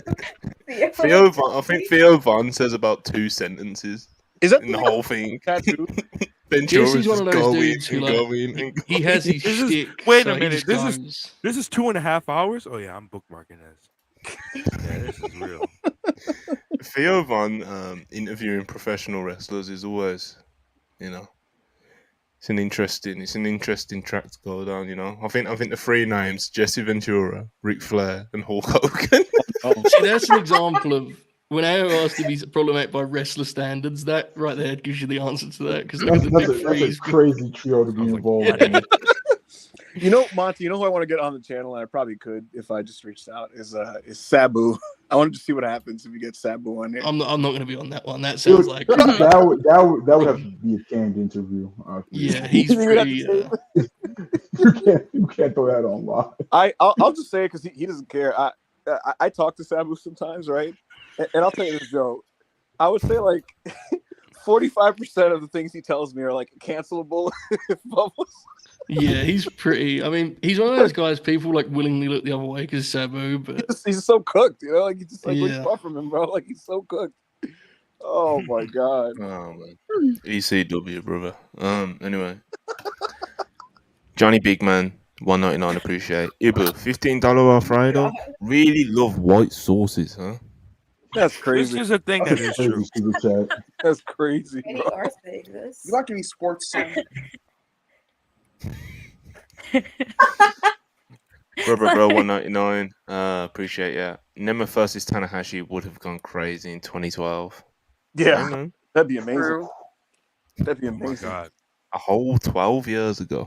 That would be. That's gonna be a real like gentleman's free when they do it though in a couple months. It's gonna be You're gonna do that. Very different. I'm gonna lie about it, Joe. Yeah, me too. We'll do it together, bro. Right.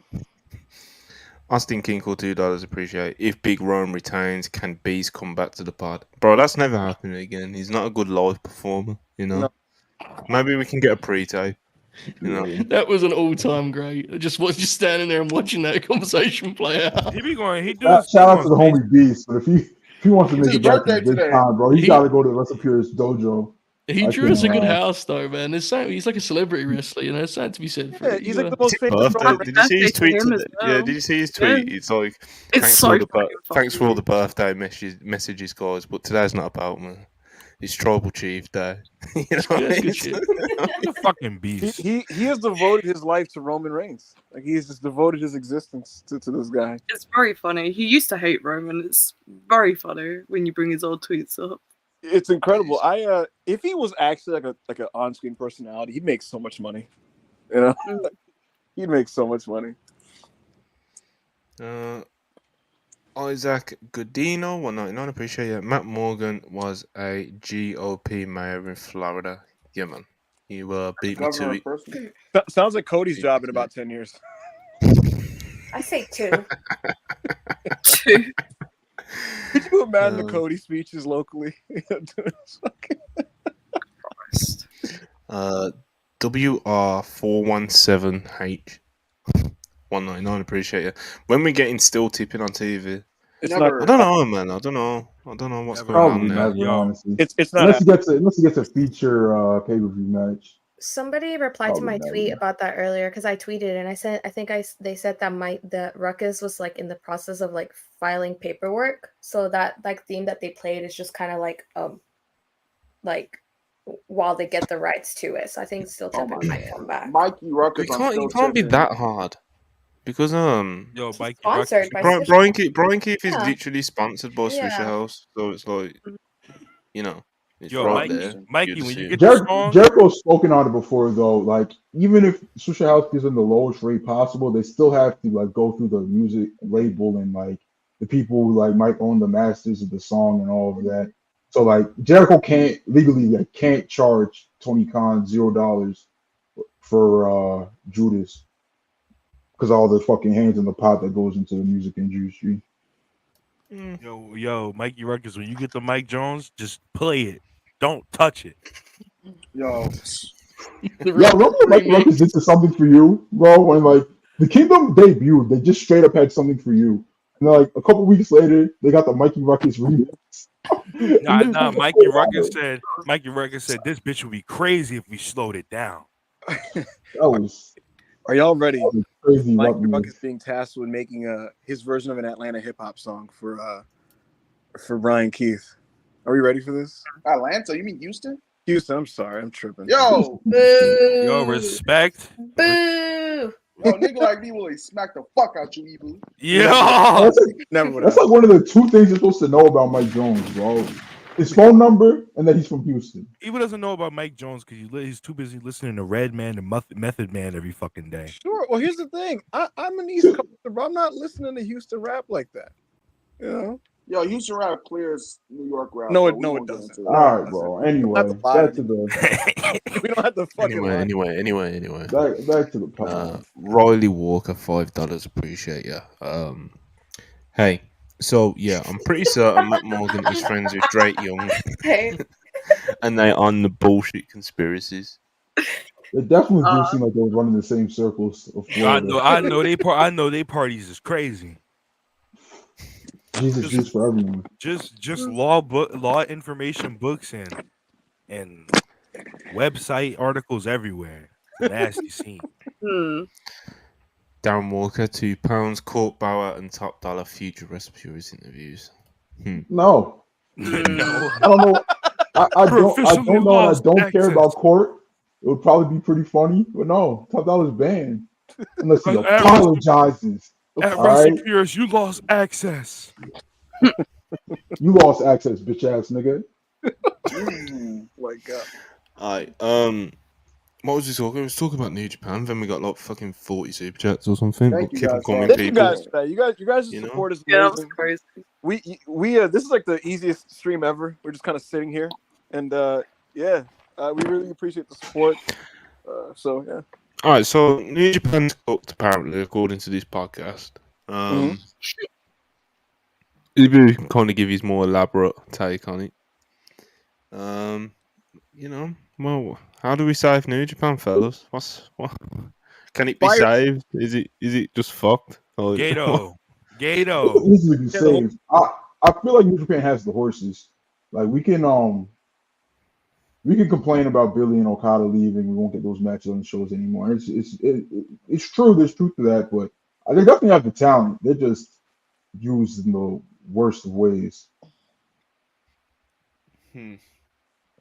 It looks like one of the biggest parts, other than booking, is just management. It looks like, and management aren't pushing for the right things. Like at the beginning of when Okada was announced he was leaving, like he was really like upset that he had to leave because he didn't think they were gonna give him what he was worth. But like towards the end, and like some of these quotes that are coming out, it's kind of like Okada's like, "Yo, I can't wait to leave," and blah blah blah. New Japan management sucks, and I'm never coming back here. And like maybe that was a mistranslation. Yeah, I believe translators, is a hard job to do. But a native Japanese person said I took Japanese in high school. Yes, he did. You barely know English. No.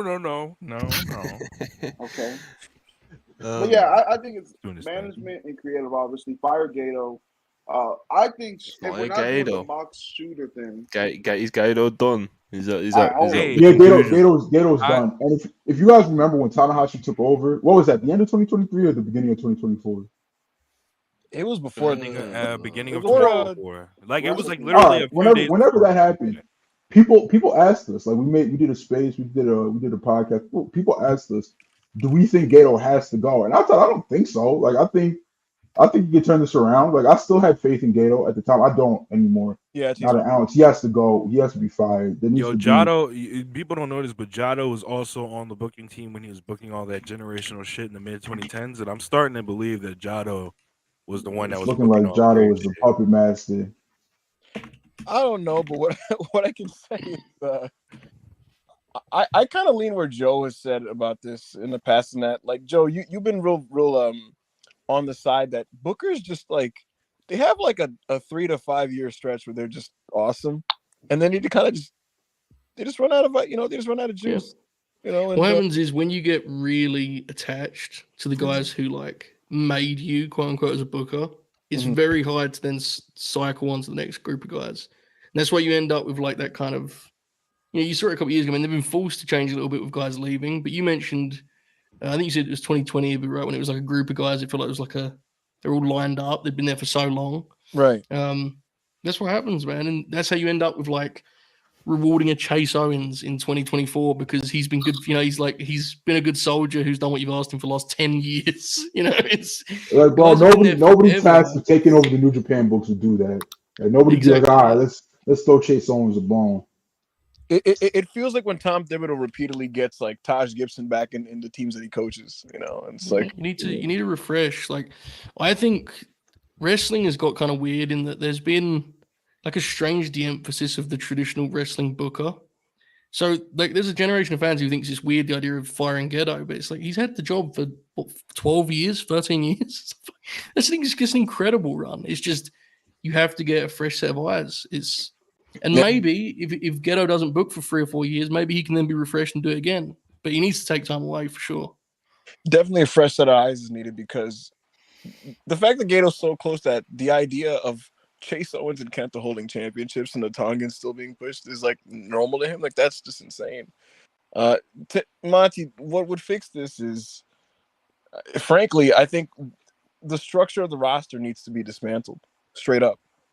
The main heel faction is fucking House of Torture. That can't be like. Here's the thing: building a promotion around your heel faction and having your baby faces face these guys is a normal thing, but House of Torture is just not a productive act, and they never have been. It would be better for House of Torture if House of Torture actually wrestled matches, but the matches are not matches. Their matches are just interference filled, just garbage. Where every 5 seconds, I like, excuse me, but they told me when I started watching wrestling, right? Told me when I started watching wrestling that if a nigga touches the referee, then it's a DQ. That's what they told me. And every time House of Torture touches the referee, it's just not a DQ for no reason. They'll use weapons in front of the ref, and like Red Shoes just stands there. Like, that's the other thing. The in-ring in general is another thing that's like they've got into a pattern with how they do things. That needs to change as well. Okada's gone now. Ospreay's gone now. You know, like the whole house style and the way they put these things together has to change. I didn't see the hair match. They went for 30 minutes, and it feels like they went 30 minutes just because that's what we do, right? Like, it's a big match. That's what it has to be. I am tired of watching them niggas hold niggas' legs apart while Dick Togo does a fucking double axe handle. I'm still on House of Torture's ass. I'm tired, bro. I'm tired. That spot does suck. No, but Joe's right, dude. Listen, you build around your personnel. You shape the texture and the style around your best hands. So when Okada was there, it makes sense to do the big 30-minute epic main events. That's Okada's specialty. The same way that in the 90s, New Japan's main event style was literally like explosive 10 to 15-minute like bomb fests, because that's what fit guys like Kensuke Sasaki, Riki Choshu, and Shinya Hashimoto. You look at people that you have now, and you identify who are your horses, and then you literally actively decide, okay, what's the best way to structure their matches, and then you have everybody follow suit. Right now, using Okada's playbook for Yota Tsuji doesn't make any sense, because Yota Tsuji and Okada have different appeals. So they have to change the house style, and they also have to, like I said, they have to literally dismantle the entire structure of the roster. They broke up Suzuki's strong style stable because he's going back to being a freelancer. I would just legitimately just do a full sweep, just break up like half these stables. Yeah, I like the idea of it was mentioned earlier, like Moxley winning, right, and what that could. I really like the idea of using him as kind of the Hanson equivalent to the new, the young faces. The way that Hanson was to the Pillars back in the day was like they all had to go through that test of Stan Hansen, and sometimes he would kill them, and sometimes they'd give him great matches. The idea of Moxley, who I think in AEW actually has his own issues with like having a pattern, but you could completely change that with New Japan, right? Like Moxley doing a New Japan main event where he just obliterates guy in 8 minutes or whatever could be like, whoa, it could be like a jarring thing. Then you go to show or whatever it may be. But I think an outside presence like that would help make it feel fresh and like a new start, which I think is really important at this point, to be honest. Also, we watched every match doesn't need to be 20. Every like big time singles match doesn't need to be 20 minutes. Me and Ibu watched. We watched. I think it was Sasaki versus Kawada in the Tokyo Dome on a January 4th show, and that match was 11 minutes, and it was still great. So you don't have to book 30-minute epics every match, bro. Doesn't have to happen. Absolutely. Yeah, gotta figure it out. Otherwise, Alexia, what is this? No, my mom came and dropped this off. No, my mom just came and dropped this off. She gave me a Barbie candy snack box. Oh, that's a Happy Meal. That's what I thought so too, but I was trying to open it. That's so cute, Mom. Really just I want candy. Oh, we got another guest. People. We got another co-host going up to 10 people. Jana, who made her WrestlePurist debut this week on Tuesday for the Raw review with Ibu and Rob, and now she's here on a Sunday. Beautiful things going on over here on the Sundays, and I think she's frozen. She's frozen. No. Oh no. My internet did not enjoy that. What just happened? Chris left for joy. Like he was... Oh, excuse me for seeing a beautiful black queen on my screen, Eagle. I'm happy for you. I love our queens. Do your thing, man. He's doing his thing. You can try again. There you go. We're trying again. We have Jana on screen. Jana, what's going on? I'm gonna stream. There we go. We're involved. 10 people on screen. This is beautiful stuff going on. My eyes where do we go next? Where do we go next? Where do we go next? Ibu, I know you want to be quite spiteful about Liv Morgan, so I'm not going to let you do that just yet. Yo, when you said that, I got in the position. I jumped out of my couch. I got in the stand. Hold on now, Monty.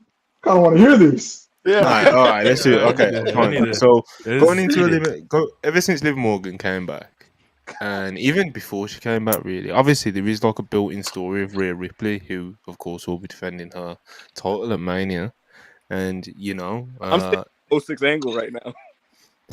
Liv Morgan, of course, she has a lot of her fans are very passionate. She's got a strong section of fans. Liv Morgan has, and they want to see Rhea Ripley, Liv Morgan at WrestleMania, which obviously, evidently, we're not getting. And it always seemed like Becky Lynch was probably going to get that match, and a section of Twitter are trying to get this "We Want Liv" hashtag going.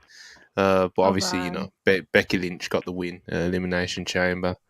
Liv Morgan was in the final two, but it was a short-lived final two, and the Liv Morgan fans are not happy. And now hashtag We Want Liv is trending on Twitter.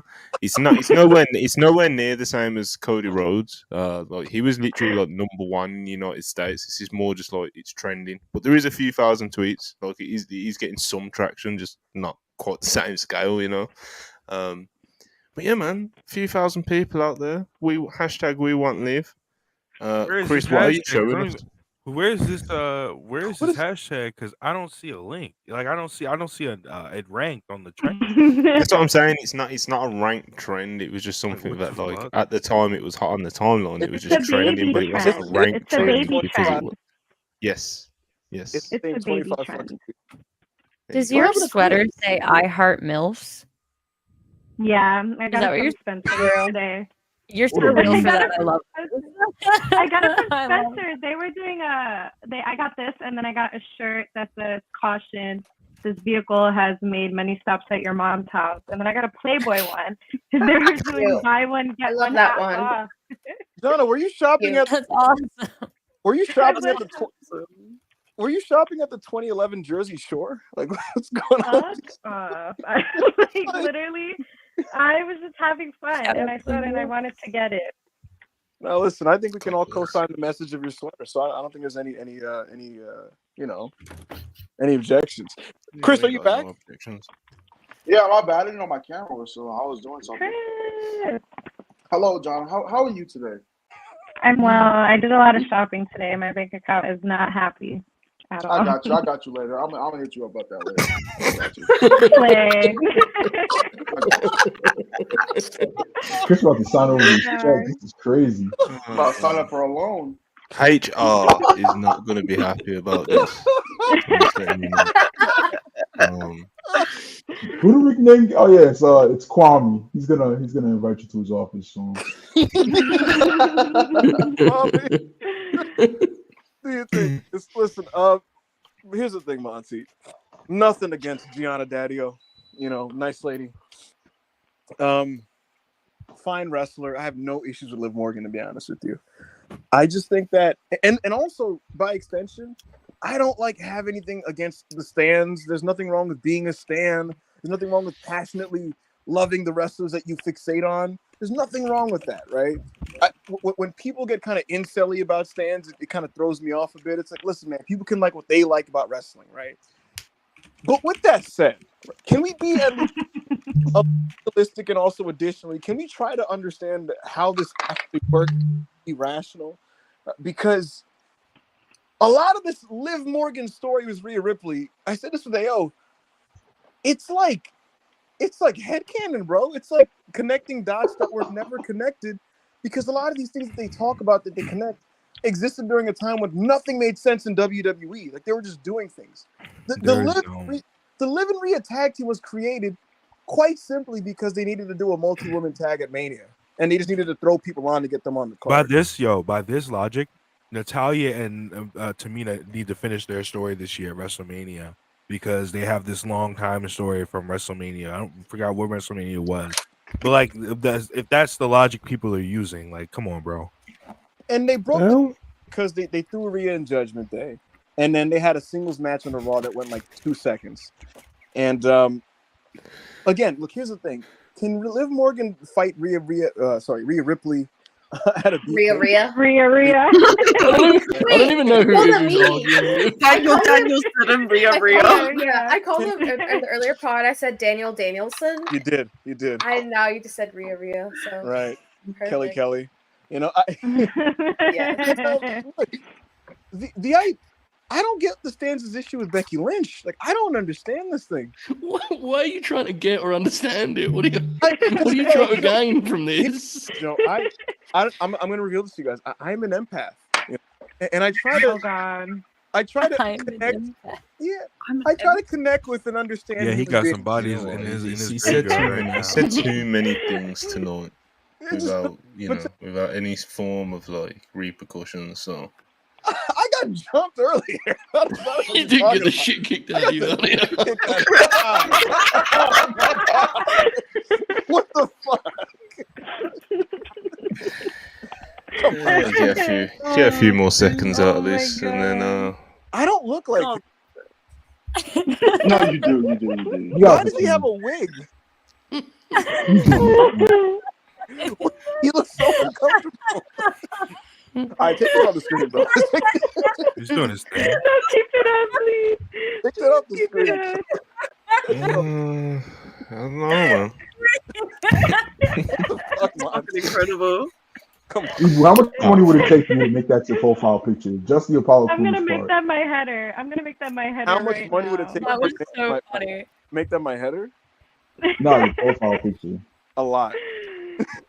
Honestly, I think this is a great time for me to say this. I gotta bounce, you guys. I'm really tired. I'm sorry. I was traveling since like 6 a.m. I gotta. Oh man, the quarters are gonna go down. It's. I don't know how we're gonna survive this. Bye, you guys. Thank you so much for having me. This was Thanks for fun. coming. Bye. See you so soon. It's like 6 days now. See you so soon. Oh no, I get to see you guys soon. I'm so excited. We're gonna have so much fun. Yes. We're gonna crash next Sunday. Oh yeah. Have a good one. This is next week. What are you Bye, talking love you. Bye. Bye, you guys. Thanks again. Have a good night. Have a good night. Wait, how do I leave this? Oh no. You Just press leave studio. Close the tab. You can just close the tab. Yeah. No, my She curses everyone out. Bye.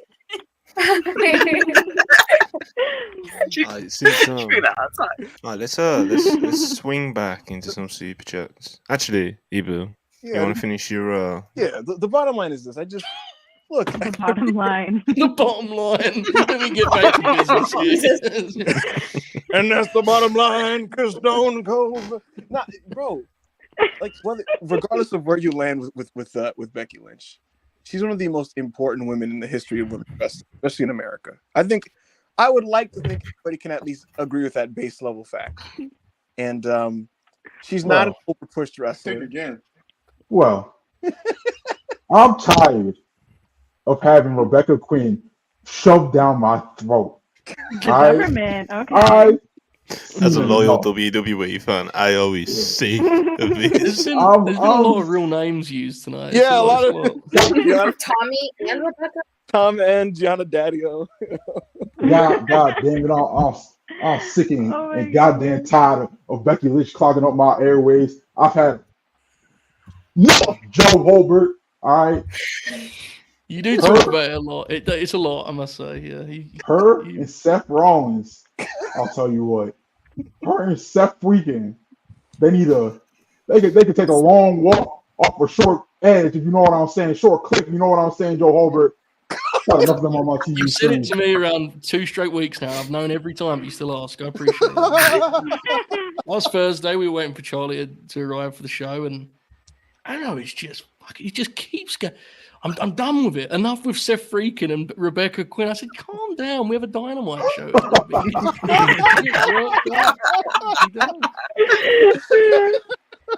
You know what is a legitimate thing AO has said to me? AO has said to me straight up, if Becky Lynch and Seth Rollins join my company in AEW, I'm going pure only.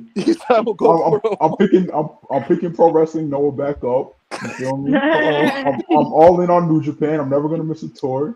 But yeah, Will you be it's over, bro. If Becky and Seth go to AEW, it's over. Which thank God they're not. They will be re-signing their contracts with the World Wrestling Federation, and Wednesday nights and Saturday nights will be safe. Safe for another year. You know? Yo, Yeah, Seth, bro. I read the full Seth quote on Punk. The Moxley sack riding is crazy.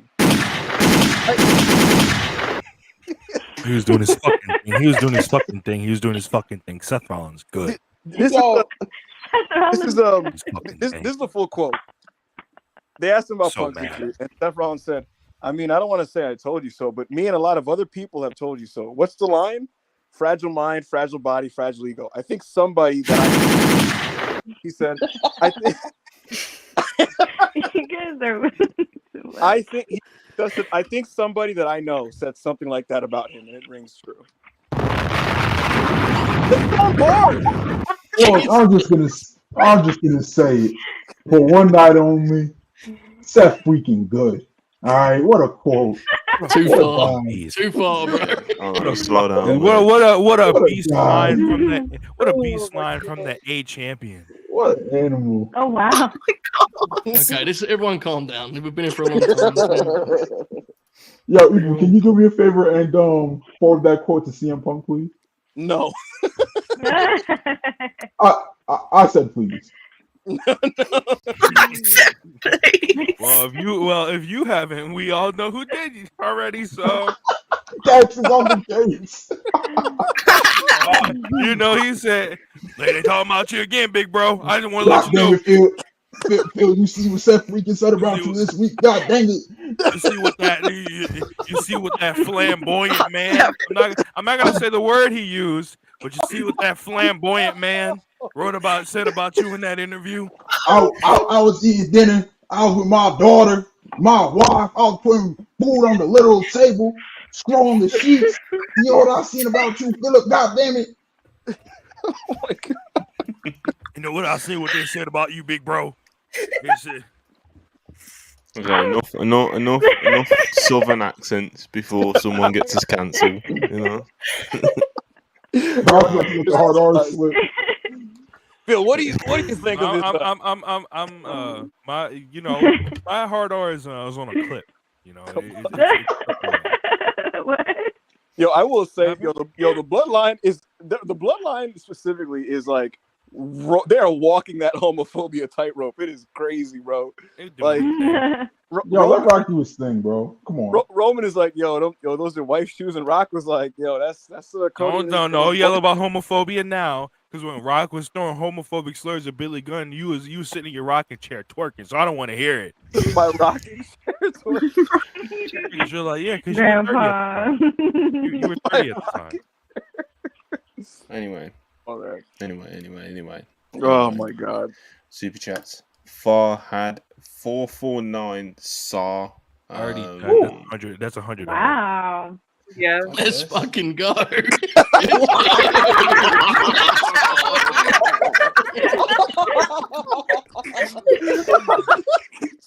Joe said, "Let's get it, dude." I'm gonna start talking more on this thing. Let's keep it coming, folks. The night is young. The night is young, folks. Oh man. Oh my God. Oh, man. Great stream, guys. Appreciate you massively. Joe Horvat's gonna send you an 8x10 in the mail, and if you He pay, might be flexing in the picture. He might be flexing. It depends how much you pay. Yeah. Chris, you agree that your cut of this pay will go to Jana, right? No. What? No. No. Baby. He's like, immediately no. It's set up in here for 2 hours. Oh my goodness. gotta get a little something, goodness. you know. Gotta get a little something. He's gonna give me like a dime. Get you an edible arrangement.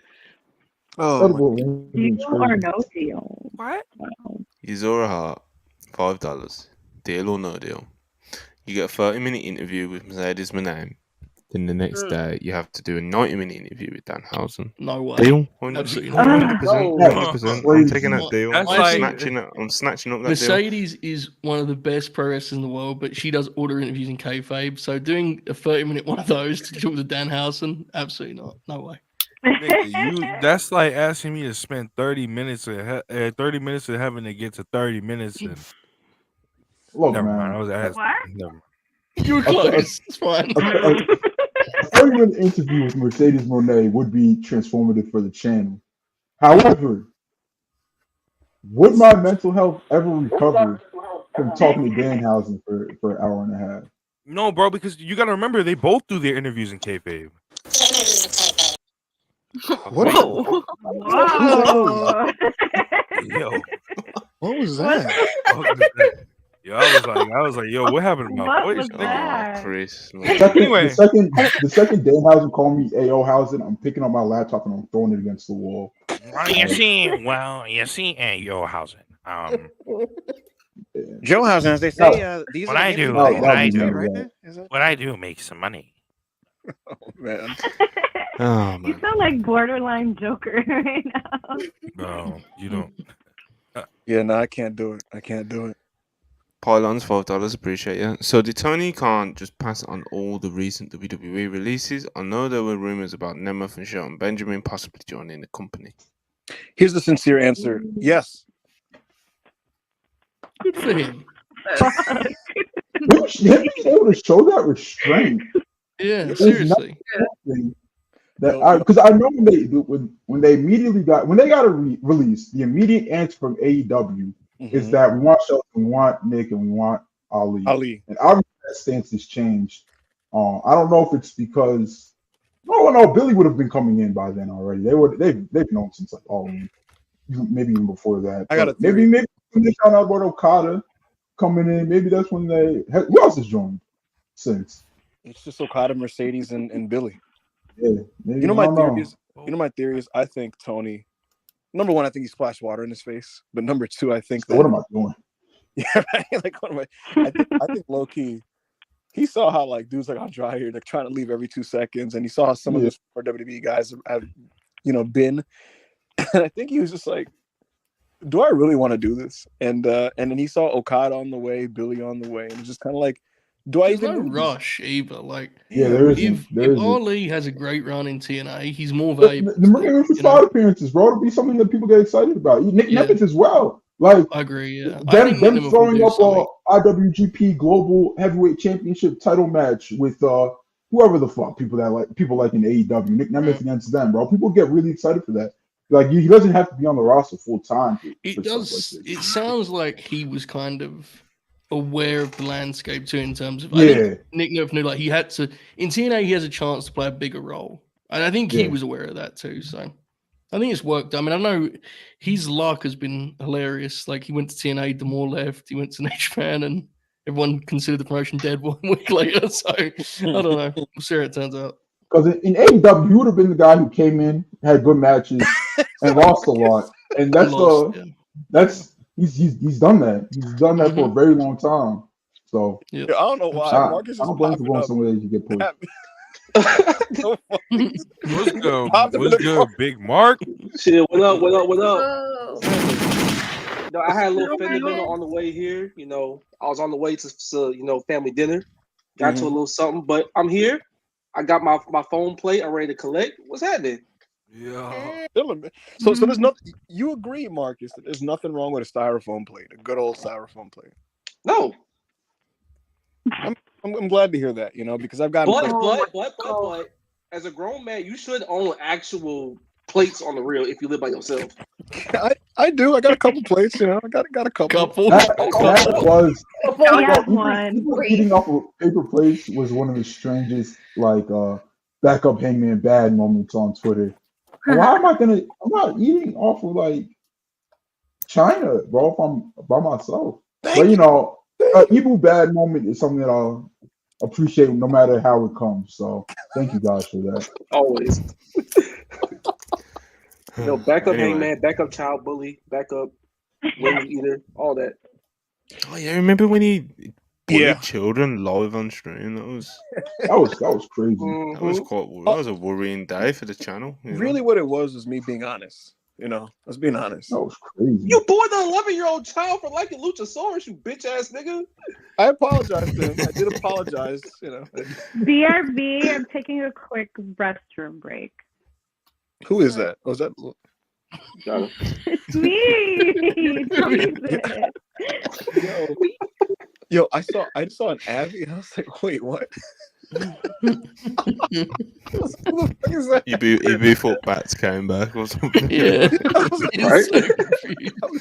Tell me about the other one who was like, wait, who is that? You're the only one. Okay. Quick. Let's do this. Quickly fly through some super chats. We got more. Marth 999 for Monty, and he's singing "You'll Never Walk Alone" at me, which is very spiteful on a day like this, and I'm not going to read it all out or sing it for you. I need to look at the Suit Williams, $2. Appreciate it. Is this WrestlePurists or Wu-Tang? Yes. I thought when I originally saw the super chat, I thought this was a racial remark. I'm not going to lie to you guys. And so I saw the Abby and noticed that this is a black man. I now realize that it is not about the race of myself, Monty, Rob, Ibu, Marcus, and Joe Holbert, but the number of people that we have on screen. So thank you for the $2 super chat. Yo, could you imagine if like just a white guy super chat is like, is this WrestlePurists for the Wu-Tang Clan? I mean, my God. Is this WrestlePurists or is this Compton? looks like the BET Awards. Right. Are you guys getting jiggy? As they say? Are you all right, man. Are you gonna hit them folks on stream? Oh my God. Are you gonna jive with me? Oh my God. Oh my God, I guys. think we ran through this bit. Wait. I had to put my foot down. I had to put my foot down on that bit. Wait. No more. I couldn't take a chance. Wait, Ayo, the thing is, I will say, a couple days ago, I got a new boss at my job, right? And he's like this bald white dude. If he's watching this, that's gonna be unfortunate. Talking about Big Nelson? No, it's not Big Nelson. But got this new white boss, right? And I got over with him immediately. It was one conversation, but he said the most insane thing to me. Ayo, this is like a middle-aged white guy, right? And he legitimately said, like, he was basically trying to say, like, all right, I'll talk to you later, right? Because he had to walk to the front of the store. And he said, he literally, I swear to God, he was like, all right, buddy, I'll spin the block on this later. And then put his hand up a fist bump. What? And I was like, what the fuck? Yo, is that how you talk to your dad, bro? Is that how you talk to your wife at home? Telling you to spin the block on him? And I don't know if he used that right. He just went, I'll spin the block on this later, and put his hand out for a fist bump, and I did it. And I started laughing. I was like, what the fuck? Hold on. You just gotta go. You just gotta go with it when it happens. You're at work. You're not. You don't know nothing. You know. It is what it anyway, Darren KG, $2. Talk about WCW, please. Joe, would you like to talk about your hat?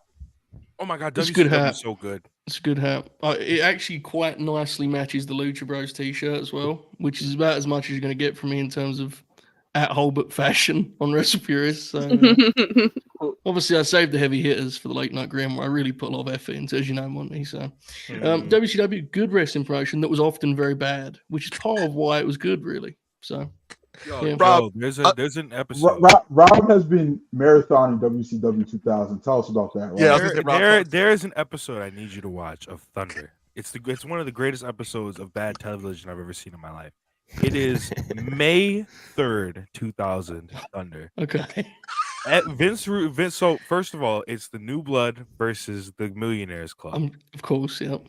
Millionaires Club is standing in the garage of the arena that they're in for this. I think Rob, tell the people who are in these factions, please. Right. The Millionaires Club consisted of basically the vets. It was Hugh Morris, Ric Flair, I think Lex Luger was in there, Hulk Hogan was in there, and a couple other older guys were in there. I think Savage was there later on, but. So they're standing there in this garage, and a limo pulls up. It's the New Blood. And basically, the limo driver gets out, bangs on the door to open the garage, and they open the garage, and the Millionaires Club jumps the New Blood. So Wait, then, but who's in the new blood? Who's in the new blood? it's basically Vampiro, Yeah. Jeff Jarrett, Scott Steiner, Billy Kidman. Yes, Billy Kidman. All the Who young am I guys. supposed to be cheering in this? By the way, You're supposed to be cheering the Millionaires Club, right? So they jump career heroes. They They jump the new blood. Vince Russo then is mad about this. He's like, I'm gonna go cut a promo. He's like, all right, bet. We're gonna do matches tonight, and every match is gonna be contested under New York rules. Was this show in New York? This is a show in Tennessee, by the way. Every match is gonna be contested under New York rules. New York rules is basically there are no rules, and you have to count your own pinfalls in submissions. Okay. It's one of the like it is Genuinely, you're watching it, Rob, so you'll know. When people do the comparison, this is like 2000 WCW. 99% of the time, that just tells you they've not watched 2000 WCW because it's actually dizzying to watch. Guys turn babyface and heel every week. It's fucking I'll insane. explain to you one segment before you move on. Go for it. It is so how these New York matches also ruled was you had to draw a name out of Vince Russo's boot, and whoever you drew, you had to face in a match. So DDP draws Vampiro, right? Mm-hmm. So Sting is feeding with Vampiro. He comes out with this black coat and covers himself, right? So that because everybody knows when Vampiro comes out, it goes dark. Vampiro comes out, gets jumped by Sting. Sting dumps blood on him, then throws him in the ring, and he catches a diamond cutter in 47 seconds and wins the match. Then then like two guys from the New Blood come out and jump Dallas Page, and that turns into an entire other match. It's how long was the longest match on the show? 6 minutes, and it was a no contest between Ric Flair and Billy Kidman. Who threw the match I'm out? gonna guess, Rob, you've not yet got to the Human Torch match with Sting and Vampiro, right? Yeah, I'm about to start watching. I'm about to start binging. Okay. Yo, What's the rules Make of that sure match? when you watch that, get everyone to watch that on like a stream, Discord, whatever, stream it. That is one of the most insane matches ever. I'm about to start. I like binging bad stuff, so I'm about to start binging WCW. Joe, what's the rules of the Human Torch? There's a torch, like hanging at the top of the stage, and the winner has to go and get the torch and light the other guy on fire. I guess is the idea.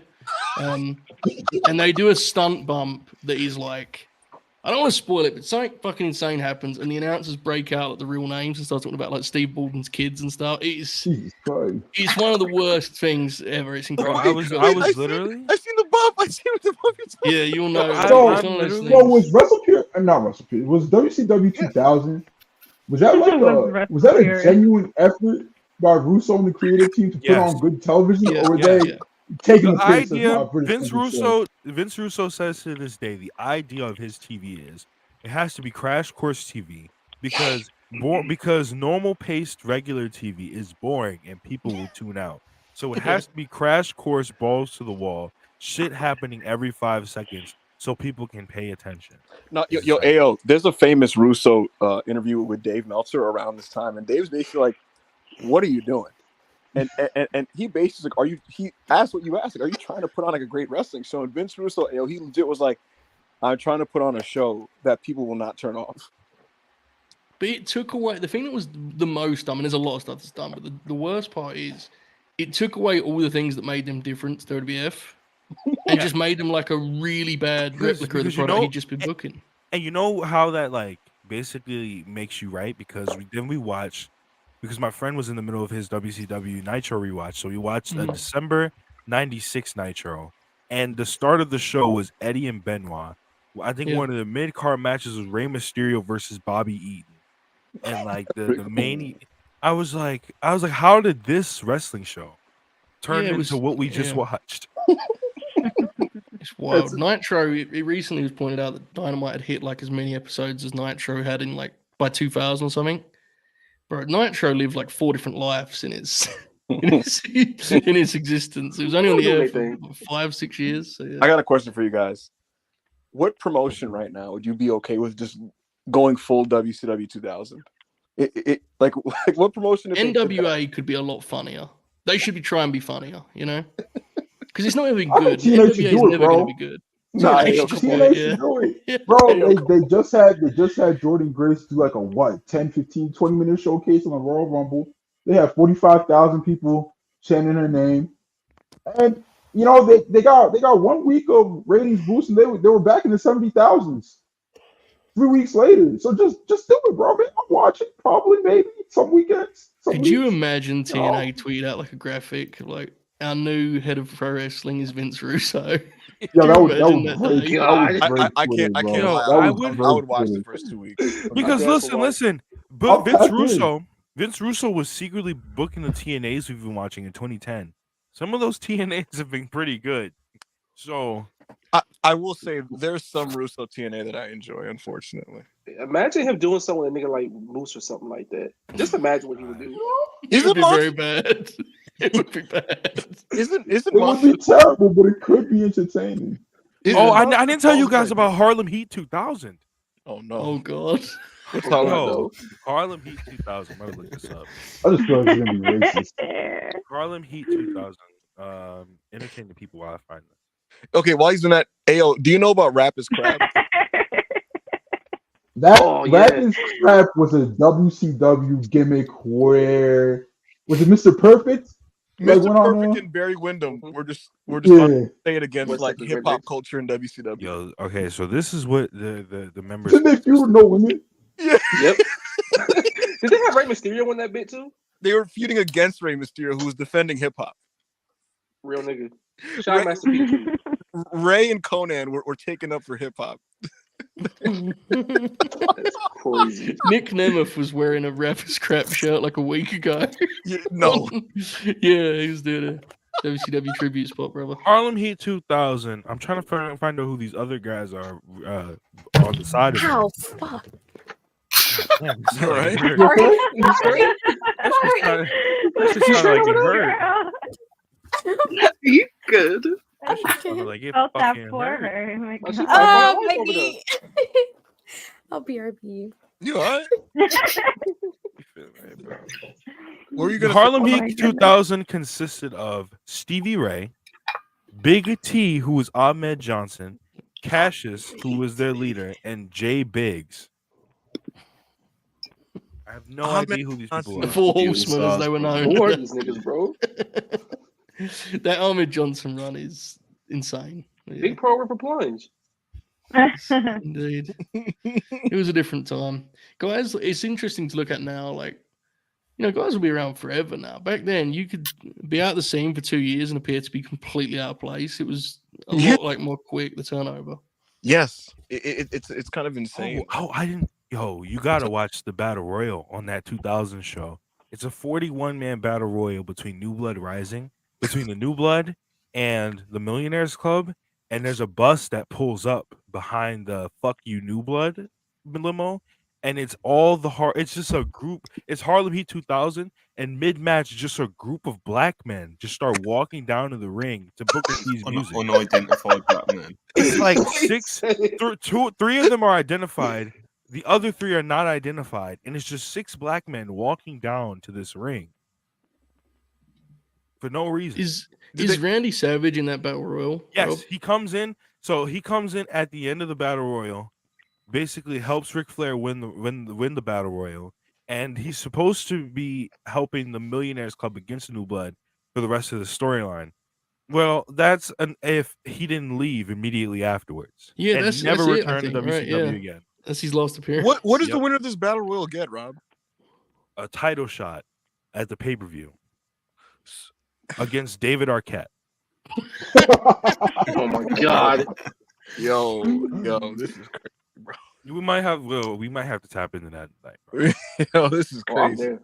Oh, bro, I'm there. Listen, man, the retro reviews are coming to the channel at some point. Yeah. It's the greatest thing ever. It might be part of the paywall package, but You know what? we're gonna have I to would make rather that watch. demand.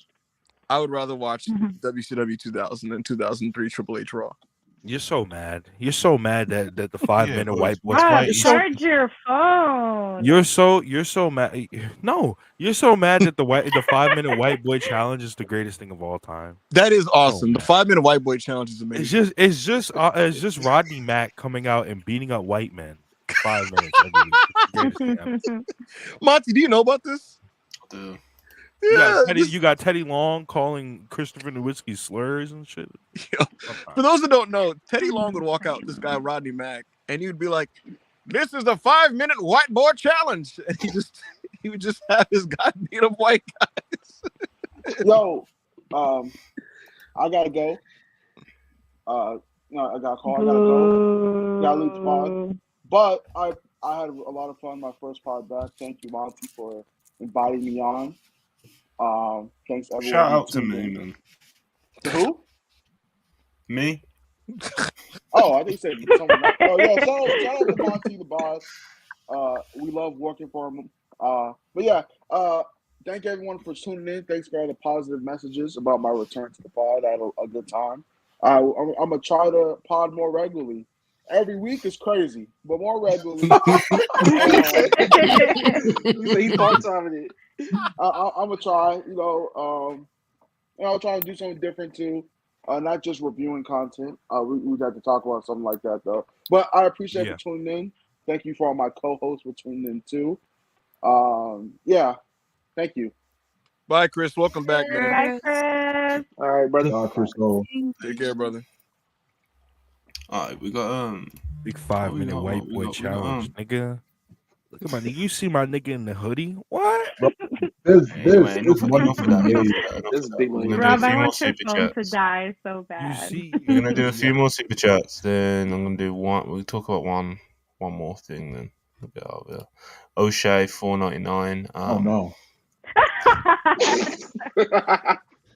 If you don't know about Liv and Rhea, just Google it.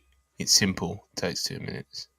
I'm talking to you. Okay. All right. Well. Will Chisholm, $5. Appreciate it. Those Liv Morgan fans would be really mad if they did her how Vince did Bianca, losing to Becky in like 7 seconds at SummerSlam. I think any fan of any wrestler would be mad if they got. Yeah.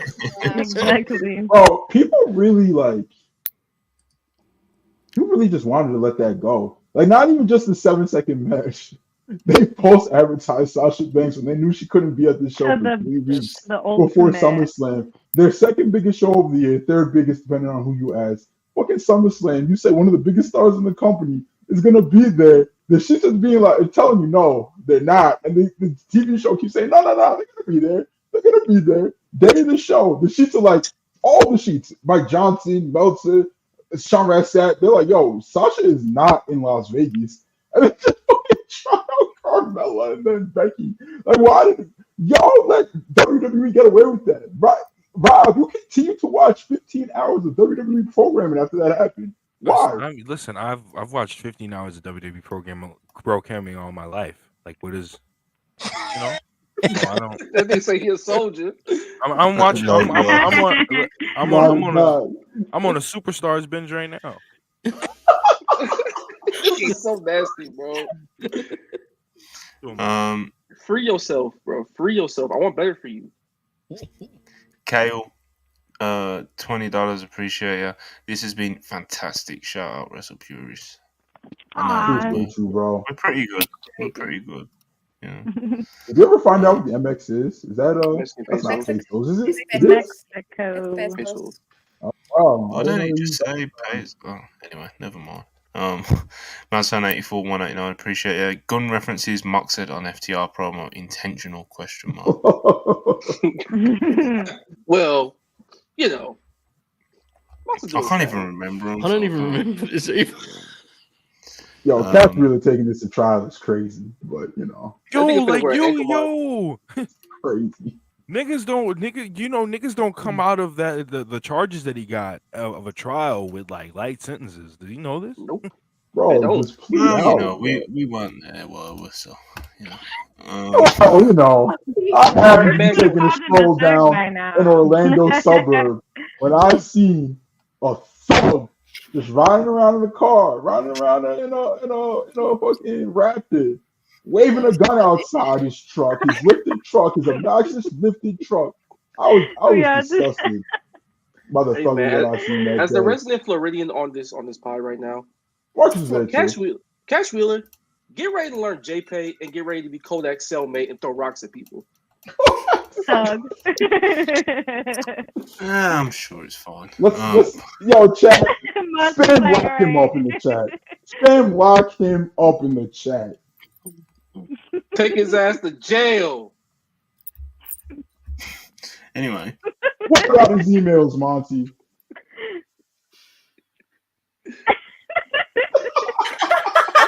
I would just like to see what his defense team was cooking up in that trial, because this shit could get nasty in a hurry. I would just like to see it. Okay, I'm back. You back? Hashtag lock him up. That's I'm back. Lots of Highlands $5. Who do you all want to see at Sting's retirement? Lex Luger basically said he'd be there. Nash said he wouldn't. Who else? Yo, if Luger's gonna be there, we gotta bring his WCW theme with him. Sadly, factual. Yeah. Oh, G shit. I didn't see Mike today. Yo, Mikey Ruckus, do your thing. Luger? That's crazy. Who else would there be? I don't trust him with a mic, but when he grabs that guitar, I assume our coming back will be cool. Yeah. He's been MIA. Wait, who did you say, AL? Anderson. Oh, yeah. The enforcer. Yeah, for sure. He was a horseman, maybe. Yeah. Anyone available, to be honest with you. Do we think Mick Foley can't do it, right? I don't think he can. He actually didn't he just like request out of his Legends deal or something because he wanted to lose weight and do a death match? Something I read something like that. Who? Nah, Foley said like on his 60th birthday he wanted to like do one more last death match. Doing that currently. Yeah, he's doing that. He's doing that currently. I don't think he'd be in his WWE deal and do that. I don't know. Maybe he can. If he shows up here, you got to call him Cactus Jack. Are they bringing the question everybody needs to ask is: are they bringing Evil's childhood hero? Who is this? Hulk Hogan. Oh. Will he be at Revolution? Oh, yo, could you imagine the reaction to Hulk Hogan? The discourse would be disgusting. Bro. I would laugh so loud. Grim. Can we admit it would be funny though if he came out in the TNA theme? The wow. Oh yeah, that would be objectively hilarious. That's objectively funny. Like that's just objectively funny. Don't check my timeline when that happens. Oh no! Go get a quick delete on those tweets, bro. I'm gonna wait till everything cools down to 12 a.m. and I'm gonna delete all. Okay. I was drunk. Raider Dre. 999, appreciate you. Shout out the brand. The Thunder episode Rob is talking about also has the last WCW appearance of Randy Savage, and he took out 12 guys with a clubbing blow single-handedly. What a beast. I think it was like Cam Newton. I always loved Randy. That is awesome, man. Very, very valuable super chat here from Caden there. Oh, wow. Shout out, Monty. I mean, appreciate the $2. I don't know about the content. Monty Stan. That's Monty Nation. Monty Nation. If you watch WrestlePurists and you're a Monty fan, like what's going on? Join the Monty Nation. People, bro. Some of the shame. Listen, no. Everyone stop. Yo, the M for Monty Nation is crazy. It's not even the Monty Nation part. Everyone needs to stop right now. And it's not. I don't mind the gang signs. That's cool. Can't have Ibu. Yes. Who has the most weird, fatherless people in his replies kissing ass. Oh my God! No, have you seen the people who post him and be like, "Yo, he would just follow me"? No. I can't be having Ibu coming to me saying, "Oh, who watches WrestlePurists and Monty's a favorite, bro." You're like the. People that work for Evil. Have you seen the ones that go, "Yo, Evil just replied to me. This is crazy." Yo, someone went crazy because Evil gave them a retweet the other day, bro. Like they screenshot the retweet. It was typing in all caps. I couldn't believe what I was reading. Disgusting. Bro, Monty Nation consists of Finley, Sajizzle, and Darren Walker. They would never behave in such a manner. Nah, the worst part is when niggas actively think that we work for Evil on this channel. Nigga, that's the most fire shit. That's so disgusting. Because Evil's a mark for himself and put WrestlePurists in his display name. people think that he has like some kind of power over me or something. Like I'll troll all the time, like attack people. I'll be like, "This is the guy you let on your channel." Nice. Yo, in my in my message request, there are absolutely a couple messages where people are like, "You don't let that guy say that thing, man, under your brand," and it's like it's an AO tweet. They just sent me AO tweet. When never mind. Yeah, we go. Let's say it. Just no. But what would we even call it? The complaints file cabinet. Yeah. Pretty heavy, folks. Pretty heavy. Who gets more beer, AO? Nah, definitely AO. Definitely. Hey man, I do my thing, bro. The workers trying to get me fired in the DMs, Monty. Hey man. Some people just think I should consider a few things, you know. Hey man, they don't understand art. Yo, Ayo, literally, bro, like niggas will DM me like, "What the fuck is this, man?" I'm like, "What do you want from me?" Like, just tell me Ayo's doing this thing. You feel me? I'm not replying to people. Ayo be attacked for presenting new ideas, man. Let him cool. Anyway, 6R199 WrestlePurists 80s Joe Shoot retro reviews. We'll do a series, brother. I'm telling you, it'll be behind paywall though. Andrew 199, appreciate it. The grown men who pay Ibu $30 just to talk in spaces. Did he attach a meme? I didn't know you could do that. I think that's his profile picture. It's his profile picture. That's Cam Edwards. That's Cam Edwards. When your son is then the next super chat, I'm going to use the segue into final subject, which we'll touch on quickly. Bro, 199. How did Don Callis beat Nana in that thing? And that thing was the Wrestling Observer 2023 awards that came out over the weekend. And Don Callis won Best Non-Wrestler somehow. How did that happen? He wasn't even nominated for us, bro. It was weird. I didn't see any, but even when we did our nominees, I didn't see anyone being like, "Where's Don Callis at?" So I don't know. I don't know who it was. Bro, like, there's a lot of things that are really divisive in the IWC. But like, it's with Don Callis, it's either you hate him or he's just like, "Oh, it's whatever. He's just a young manager." Like, there's no Don Callis hype out there. And at the very least, even if you think he's good, like everyone agrees he's creative fucking sucks. So it's like, why would he still wouldn't win it, you know? Like, I don't know, bro. I don't get that one. It's almost as bad as him giving FTR Tag Team of the Year. I could believe that. As soon as I saw awards reactions in that title, I was like, "Oh, we're in trouble." Look, man. Sometimes it's good to be charitable.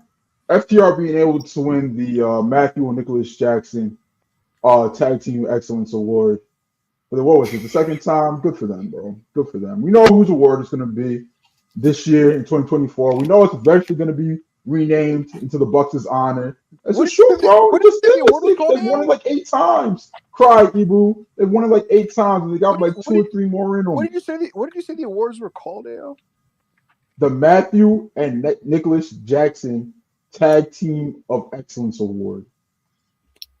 Okay. They have the most. So I don't know. You're okay. Bro, they had more than Danielson when Danielson got his shit named after him. So it is what it is. Depends. That is weird. That is weird with who he names the awards after. And if you go off the logic of if you win a certain amount of awards, you get it named after you, then there'd be some interesting awards, you know. The award we're talking about right now would be called the Jim Cornette Award. He won that thing 5 decades straight. Yeah, Jim Cornette's got like 20 Observer rings, bro. It's crazy. It's insane. It's crazy. Could you imagine doing the Chris Jericho Most Charismatic Award? The Conor McGregor Best on Interviews Award. Hey, man, Cornette got all those awards for the same reason the Celtics got all those championships in the 60s. Short field, you know? Somebody Short field, a lot of racism. It is what it is. God, please. Many are saying this. Many are. This is a thing that people are saying. Right. Those awards in general were mad funny. They were very funny. I know Evil's answer on this. I'm interested in Monty's answer. Besides the Don Callis situation, did anything genuinely surprise you with the awards? I've got the whole thing in front of me, so let me just refresh my memory real quick. Rest of the year with Ospreay, that didn't surprise me. Most outstanding wrestler, Ospreay again, that didn't surprise me. Tag team of the year, FTR, it didn't surprise me. Somebody had to win it. Best on interviews, Eddie Kingston, never going to be surprised at that. Promotion of the year, WWE, wasn't surprised at that. Best weekly TV show, AEW Dynamite. Wasn't really surprised by that. Surprise is too strong, but that one was interesting considering how some of the other awards went. But yeah, I was kind of shocked the voters, their drone asses didn't give it to Raw, honestly. But, Pro Wrestling Match of the Year, Kenny Omega versus Will Ospreay won at Tokyo Dome. That didn't surprise me. That was our match of the year as well. Deservedly so. United States, Canada MVP, Cody Rhodes. Not surprising. Japan MVP, Will Ospreay. He's just funny to read, you know. Mexico MVP, Mystico. Europe MVP, Ospreay again. Non-heavyweight MVP, Vikingo. Women's wrestling MVP, Rhea Ripley. I was surprised that Athena came third behind Julia as well, to be honest. That's so nasty. She came third? Should have been first. Very unfortunate. Oh Athena's the WrestlePurists Women's Wrestler of the Year anyway, so I'm actually not surprised that they gave it to Rhea. Uh-oh. That's like the smarkiest awards. I'm surprised they gave it to somebody who wrestled as much. Rhea's beast, man. I personally disagree, but I don't have that much of an agenda to be like she's actually really bad. Like I understand she's a big star, people love her and all that. She didn't wrestle, so I'm surprised she won the Observer Award. Like, it was no DQ.com. Like, yeah, Rhea Ripley's winning that. But Feud of the Year: Sami Zayn and Kevin Owens versus the Bloodline. I've no complaints about that, to be honest. Yeah. But it's big business with that. It's the actual great part cinema. It's the actual great. It's the actual great portion of the Bloodline storyline. I hate this. I hate this award because it's like, Rob, shut up. I hate these next awards because it's like it's not subjective. Like there's numbers to back these up. Like all it takes is research to like fact check it, and it's best box office draw. You know who won it? That Roman Reigns won it. Cody Rhodes second, John Cena third. And obviously Roman Reigns being number one, obviously is probably how it would have lined up anyway if you did look at the numbers. But like, how is that something you can vote on? Like, how can you vote? So I have a rebuttal to that, Monty. If somebody was able to come to AEW, and like obviously this is not happening, but if they were able to come to AEW and all of their quarters did like 1.5, like obviously Roman Reigns is crushing that by almost 1 million viewers. But do you not think that they have an argument to be best box office draw? Like, shouldn't not be relative to the rest of the TV show?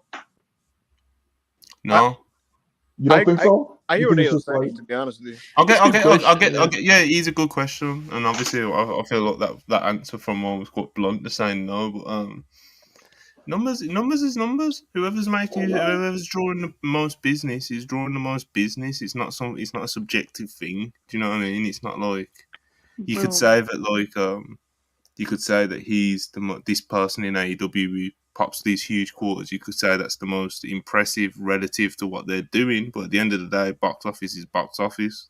Whatever's the biggest number is the biggest number. So that's that's what it kind of just like that. It irks me, that award does. Especially with the MMA one, especially back in the day, because like the UFC pay-per-view numbers literally were like public information, like. So I don't know how you could like vote when. Anyway, it was Cody Rhodes. No, it was Roman Reigns, Cody Rhodes, John Cena. MMA was MMA was John Jones, Adesanya, and Islam. Shut up, Big Pro Islam. Wrestling Most Improved, Julia Hart. Not surprised she came. I think she came. She did get a lot better. They're like, whoa! She did. No matter how far you think she has left to go, she did get a lot better. Like, yeah, oh yeah. It was just funny. You got that. It's fucking. I had a reaction when I seen that too, but I think she ended the year pretty weak in 2023. Yeah. But at the peak of that thing, like people were just like, "She's a shoo-in for Most Improved. She's a shoo-in." But yeah, it did. That World's Ends match was a real tough way for her in the year. Back down to her. That was such a disservice to her. Like, doesn't observer voting end in like September anyway? No. Does it? Yeah, I'm thinking something else. It ended like 2 weeks ago.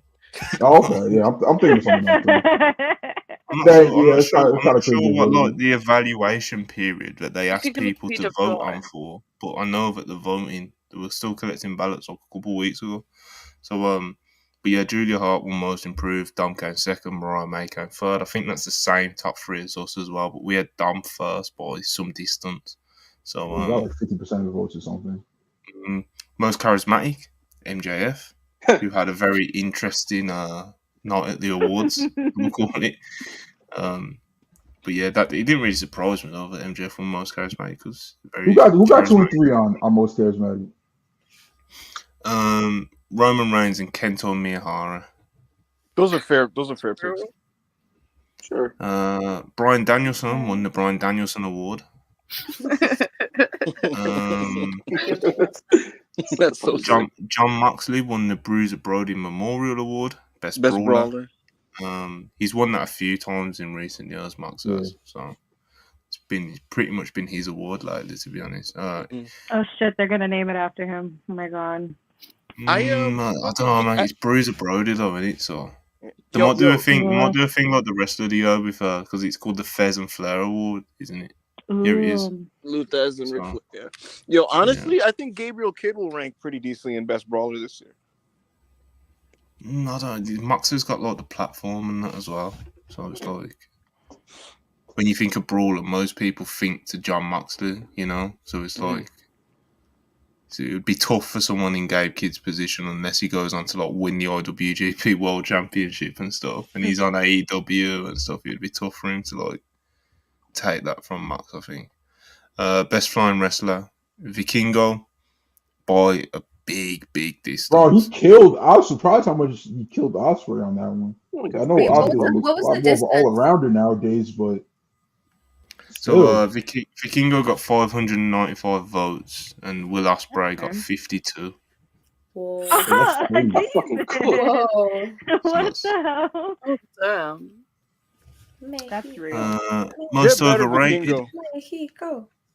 Most overrated top 3 is quite hilarious. Don't read it. Most overrated: Sonata, Roman Reigns, CM Punk. Yeah. Whatever. It's nasty, Evil. You know what's nasty about this? What's nasty? Most overrated in most years, and 99% of the time that people vote on this, it just means most overpushed. But Punk wasn't really pushed at all.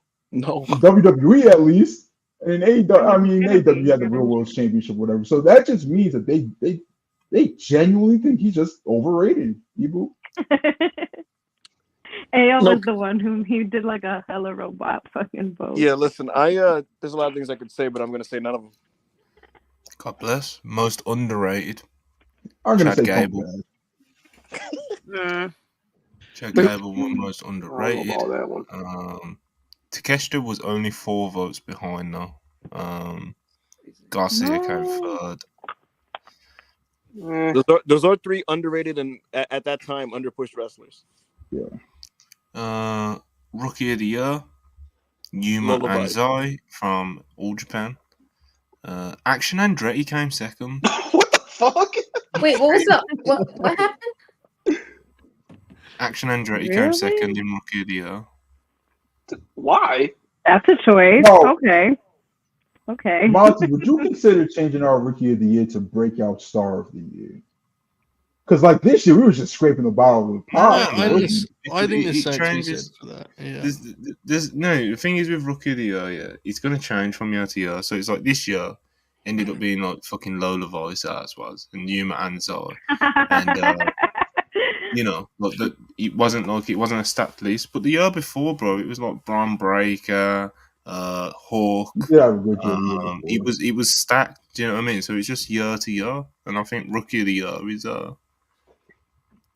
I think it's an important thing to highlight in wrestling history, you know. And I think in 30 years, when we're all millionaires and I've sold WrestlePurists to WWE for $0.75 billion, you know, people can look back on the way they do with, I don't know, Pro Wrestling Illustrated, Dave, etc., etc. So I like Rookie of the Year. I think it's important, even if the pool is shit like it was this year.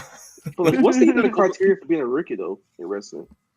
First for us, it's first full year.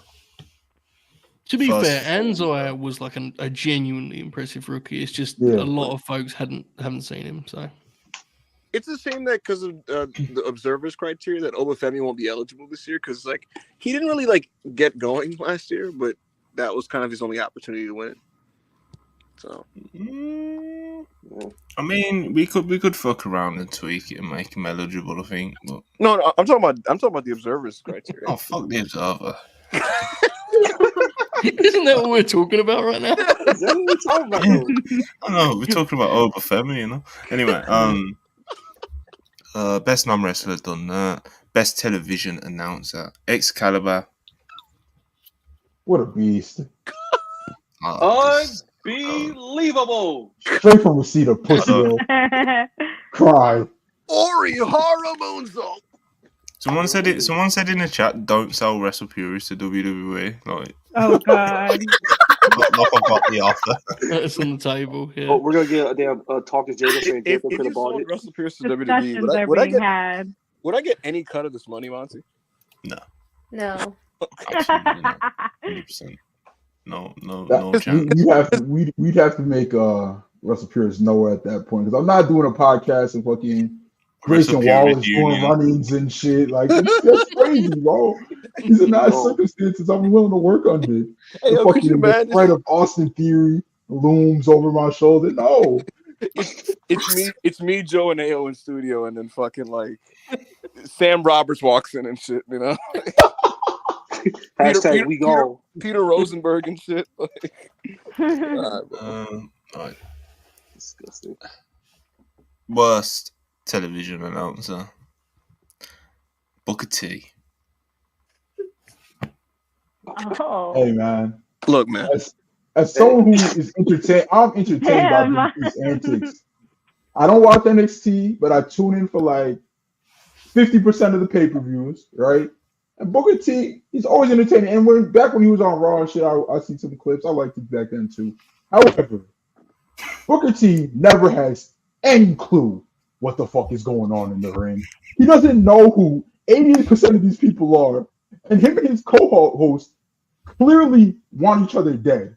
Like, yes. They're cool now. They're cool now. Okay, him and Vic did hate each other at the start. They hated each other at the beginning. But like, yes, bro, he's the worst. But I do think Booker T's entertaining. I think Kevin Patrick's worse, man. Yeah, I agree. I don't know anything about Kevin Patrick, bro. You don't think it's like, hey, yo, at least Booker's fun. You know, he's fun. Yeah, he's entertaining. But what does Corey Graves do though? He's out. I think he's mainly out of his depth at the moment. To be honest, more than like just terrible all round. You know, he's not great. Don't get me wrong. He's not good either. You know, don't get me wrong. I think English commentary is in the mud in wrestling. It is. It's tough, man. The boss. Well, Corey can't do anything, bro. He can't be lead commentator. He can't do color. He can't do play-by-play. He can't do heel work. It's all just terrible. Kawada style kicks. He was so happy to say that shit during Mania. What was that, 2 years ago? Yeah, he wanted to get that off so bad. But yeah, Ian Riccaboni came second. I think Ian's I love phenomenal. As far as I say phenomenal, well, I say phenomenal meaning as far as modern day English commentary goes, you know. Hey man. Is Rob knocked Ian's out really good. there? No, I'm chilling. I'm just listening. You roasted like the Undertaker. What the fuck? Nigel as well, man. Nigel's fun and he's good and he knows what the fuck he's talking about. I think Big Joseph should have got the worst over fucking Booker T. Nah, he doesn't even react to moves, bro. He watches moves and he just moans. Kevin Patrick is, for me anyway, comfortably like the worst television announcer at any of the big promotions. Him and Kevin Patrick, they don't say things. They just moan when moves happen. They don't say cohesive. They don't make sounds that make sense. Somebody will do a brain buster, be like, "Oh, brain buster!" Like, come on. Monty, you know that thing Andre Chase does where he goes like, "Give me a C, C, H, H, A," and he does the "What's that spell?" Chase U. I remember one time I tuned into NXT and he was doing that, and then for no reason, Vic Joseph, after being silent for 20 seconds, goes, "Oh, take him a moment, Oh! I was like, what are you doing, dude? You're right. I don't think Vic's super great. I know a lot of WWE fans like him and wanted him to get the role on the main roster as well, but oh God, no. I don't think he's great, to be honest. Absolutely not. But yeah, that's the worst television announcer, Booker T. Best major wrestling show, AEW Revolution. That made me happy. Great show. I didn't get enough love in overall. Real. All In being third is crazy though. Bro. Wow. All in was a Vibes Merchant show. One day we can be honest about the show. Yeah, we can be honest. All In was just historical purposes, wasn't it? You know what? Bro, the only match that I really, really love from that show is Osprey Jericho. It's really it. I mean, but of course, with an Osprey match, how could you not like an Osprey match? Oh my gosh. Yeah, Jericho in it. I like that in the coffin match, but other than that, I don't even remember half the card. Honestly, the main event. The only match I remember. I just remember being on the floor at Wembley and seeing Samoa Joe slam CM Punk through the side of that table and just seeing CM Punk come up with the crimson mask. And my girlfriend seeing me react to something that she'd never seen me.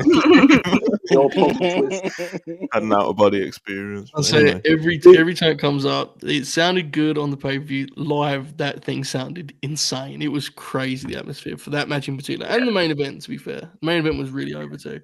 Big, Joe put his backpack on. Well, he put Punk in the backpack first. Then he put the backpack on. God. And he carried him to...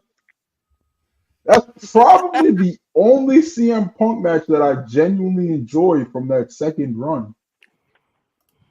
I think that might be it, bro. I thought the original match on TV was really fun. Not the Ricky match. Which match? Because of Toronto was booing Punk. Oh no, that was the first Joe match on TV. Almost put me to sleep. I can't lie. The first Joe match in AEW, I really liked that one.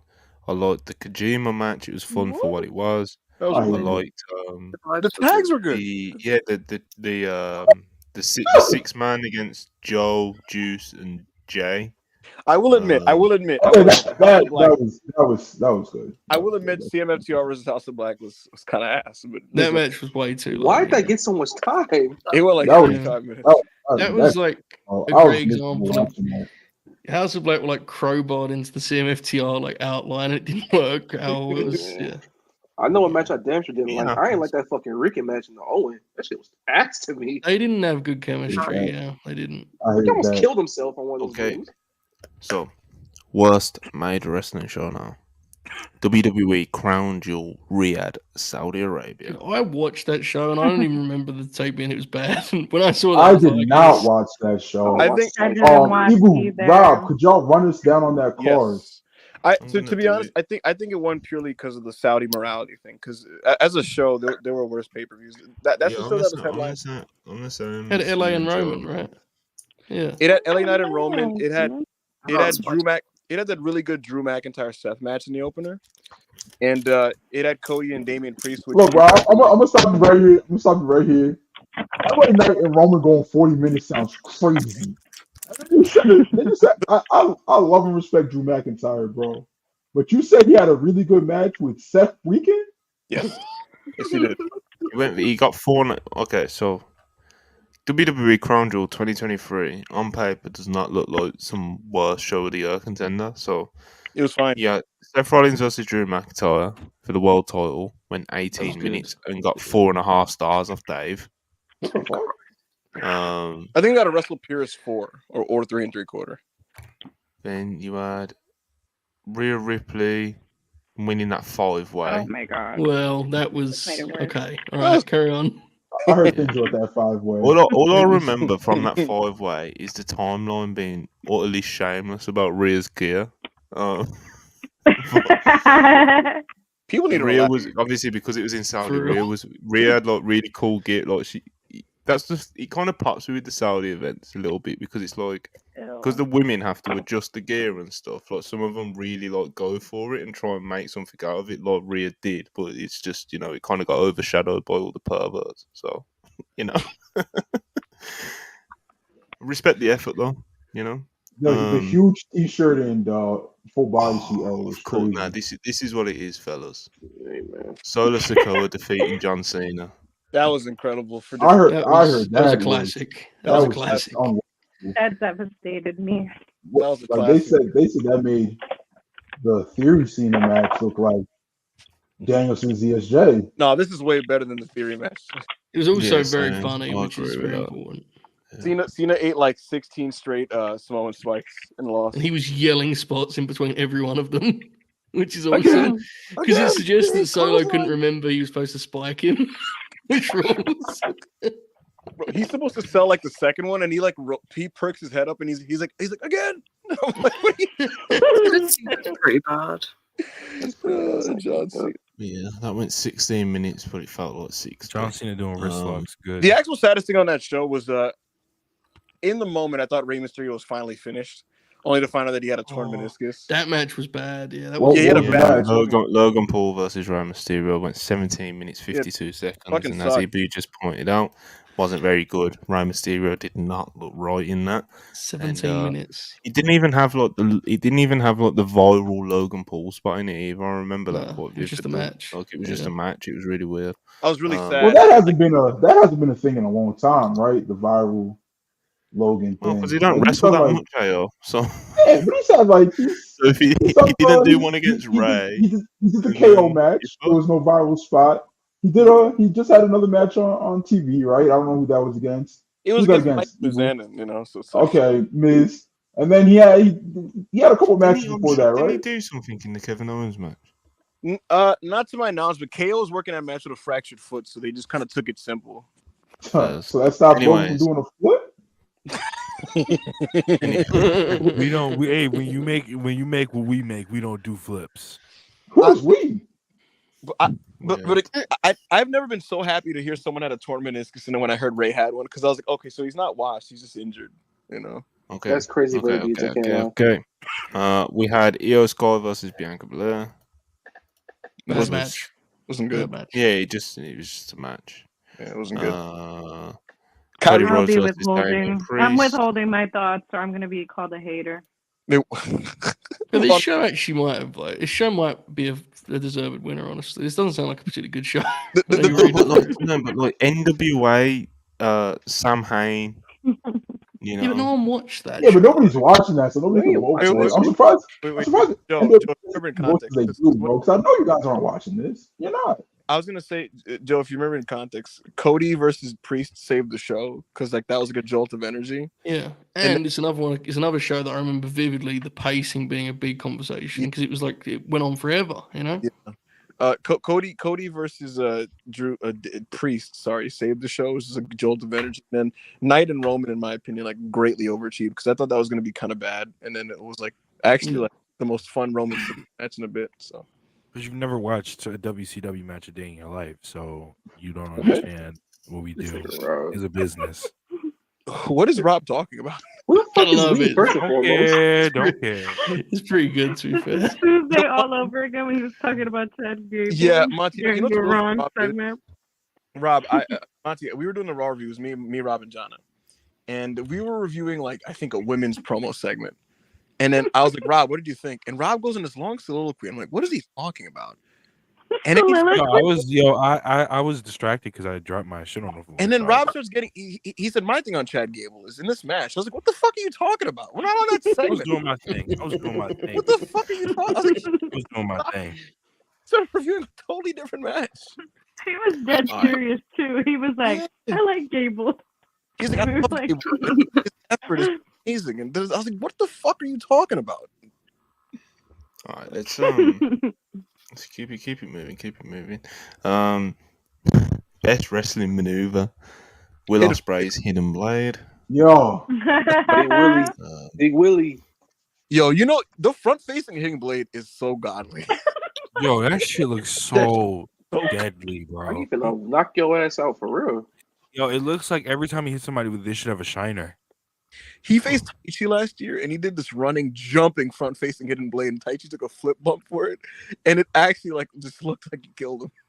Now the one he did on Kenny and then Forbidden Door, the Ripcord one, that shit was gas. That shit jumped me out my chair.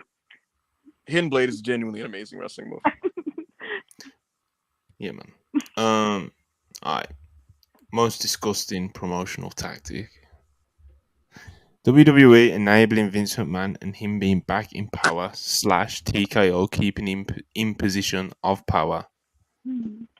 Obviously. So, yeah, it was always going to be Vince. The top 5 was crazy. The full top 5. What was the full top 5?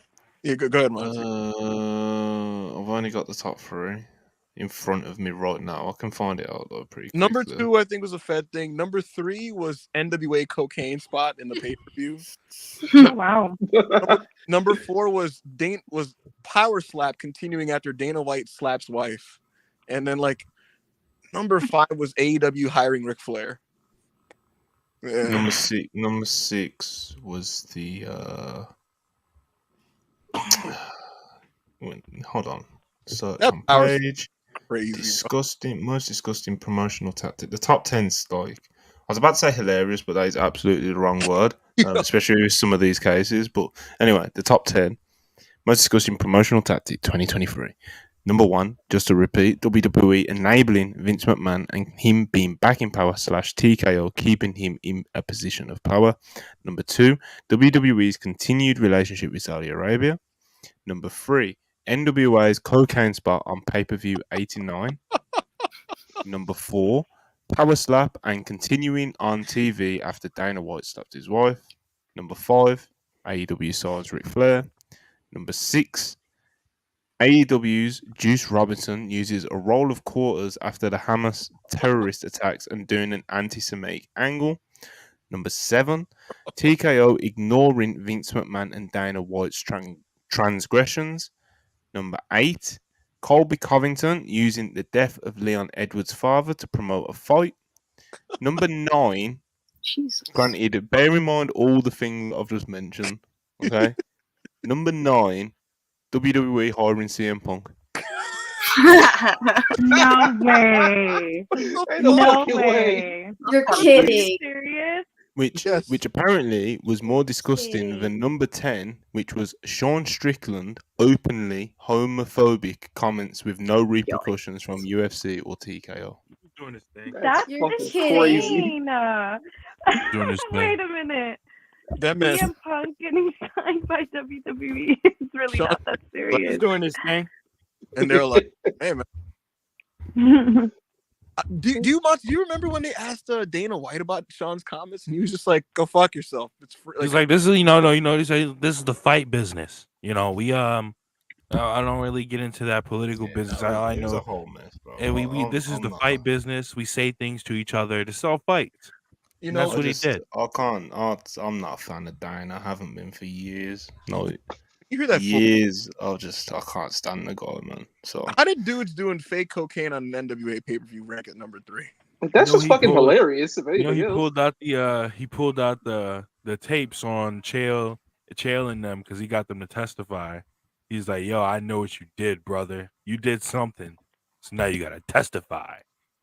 Did you guys see the report from the MMA fans that are on screen with me? The report from Bloody Elbow where it's like everyone that is testifying for UFC in this fighters pay case are also testifying against the UFC because they didn't opt out of the lawsuit.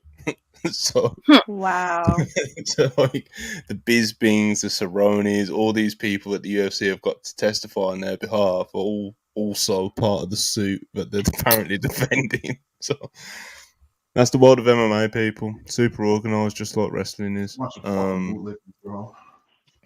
Yeah, but yeah, that list outside of WWE hiring CM Punk, I think it's quite. That's unhinged to put CM Punk on that. It's just crazy to see him on that list in particular, like especially with some of the things on there. It's just like Jesus Christ. Right. I don't understand how he just wasn't the clear-cut number 1, but you know. Yo. The key event, AO announced this, and he's like, there were a lot of atrocities in 2023, a lot of just unhinged and disgusting things that happened in this business, and worse than all of them was WWE signing CM Punk. Like, what the fuck is that? Man, continuing to keep this man gainfully employed, knowing the things that he's done, the people he's hurt, the lives he's destroyed. I have a prediction. Top 5 in this next one, Joe, is going to be like Cash Wheeler allowed to wrestle on television with a gun charge. Like that's going to be one of. You didn't need to throw that to me. That was unnecessary. It's 3 a.m. Let me just sit here, bro. I haven't said shit for a long time. As Joe just mentioned, he's 3 a.m. So let me get through these people. Go on, mate. Go for it. Worst match of the year: Bray Wyatt versus LA Knight. Is that Royal Rumble? Yeah. Royal Rumble. I didn't tweet that one either because it was just kind of weird, and it's literally like the year Bray's passed away. Like it's kind of. Bro, there were people like doing ads how many times Bray won the worst match of the year and shit. It's just like why, bro? Why? It's just kind of like whatever. But it's like it is what it is. Let that man rest though. Yeah, Dave's always just gonna put what people voted for as like what I mean. Like he's not gonna be like what, let's just take that off the. Take that out of option for this year. He's not going to do that, is he? But, it was kind of weird reading that anyway. Number 2 was Tyrus versus EC3. Number 3 was Shane McMahon and Snoop Dogg versus The Miz. That was a match of the year candidate. Shane blowing up his quad or his knee or whatever it was and just never being seen again. And he never will be seen again on WWE television is crazy. That's objectively fucking old. He was awesome. Yo, he did a leapfrog and this shit just blew out. Yeah, with some beautifully timed commentary from Michael Cole as well. Worst feud of the year: MJF versus the Devil. Read the full top 5. Wow. Read the full top 5. Top 3: MJF versus the Devil, Outcast versus the AEW Originals, and Tyrus versus EC3. You don't got 4 and 5. I remember Jericho Cole was like number 5, I think.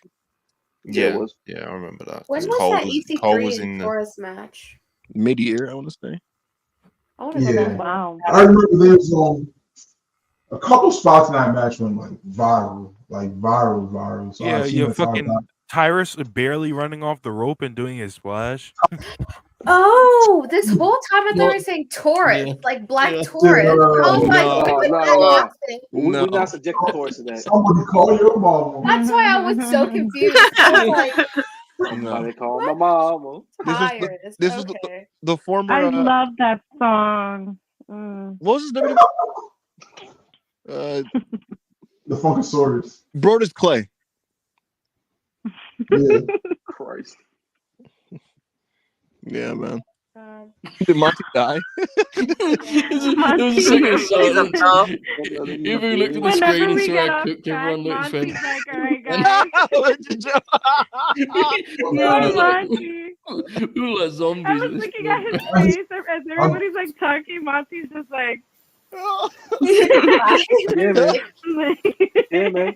I was about to get into the funniest, like, just takeover joke. I was like, well, so this is the. You know, a show's really in good rhythm when someone goes, "Yeah, man."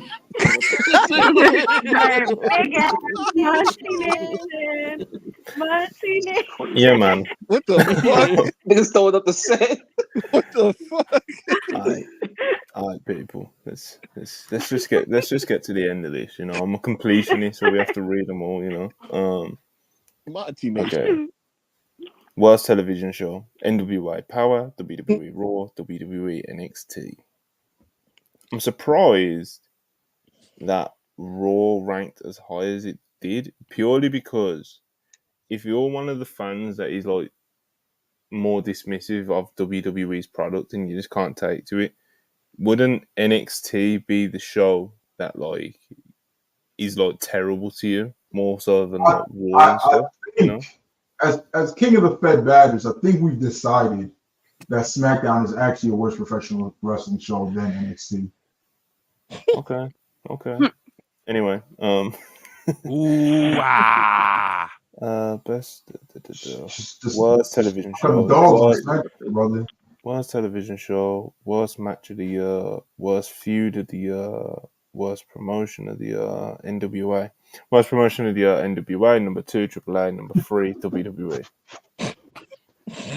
The big three. Best booker of the year. Paul Levesque.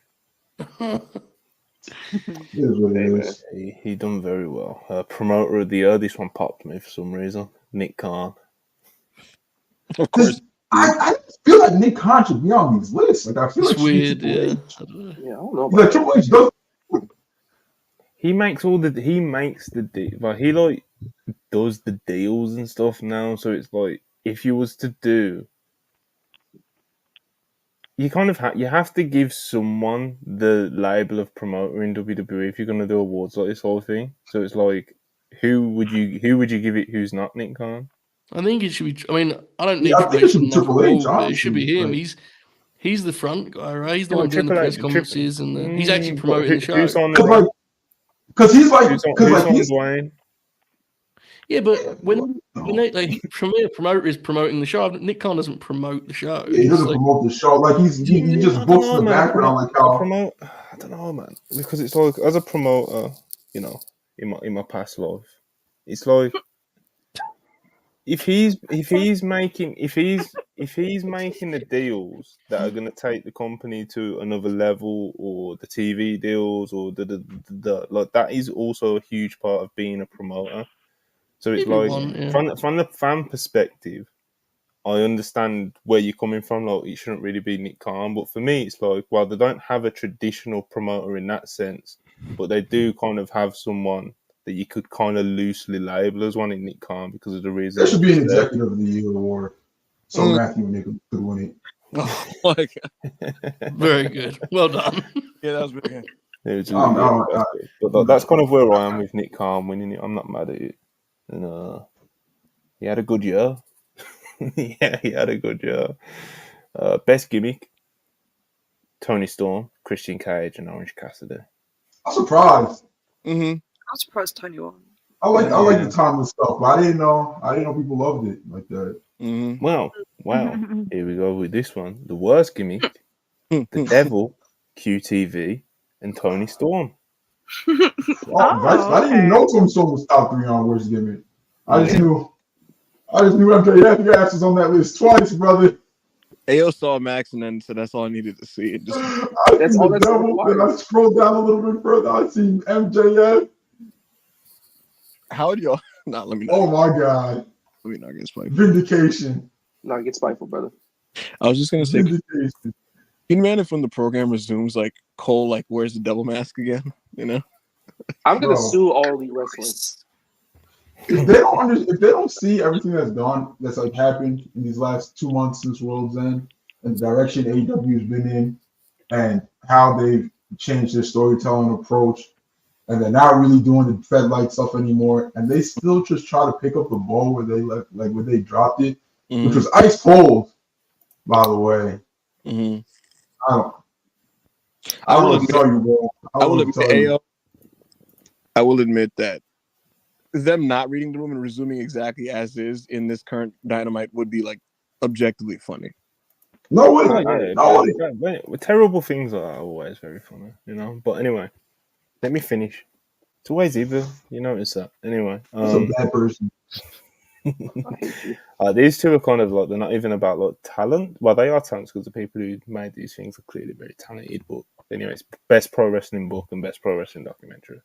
Best pro wrestling book, The Last Real World Champion by Tim Hornbaker, which is about Ric Flair. Yeah, obviously a very good read. I haven't read it myself, but clearly a very good read if the Observer readers have voted it as the best book of the year. Best pro wrestling documentary, Dark Side of the Ring, Chris and Tammy, which is the Chris Candido and Tammy Sitcher. They're kind of like, they're like the poster of like a toxic wrestling relationship, you know. So it's like, I don't know, man. I just realized I haven't seen that episode yet. A lot of people haven't seen the latest season of Dark Side of the Ring because I think when you look at the Dark Side of the Ring episodes and seasons, it's like you can tell that kind of like wrestling does have a lot of fascinating stories, especially for us as fans, like who will watch them and tune into them, especially if it's about wrestlers that we know or have connected with in the past and stuff like that.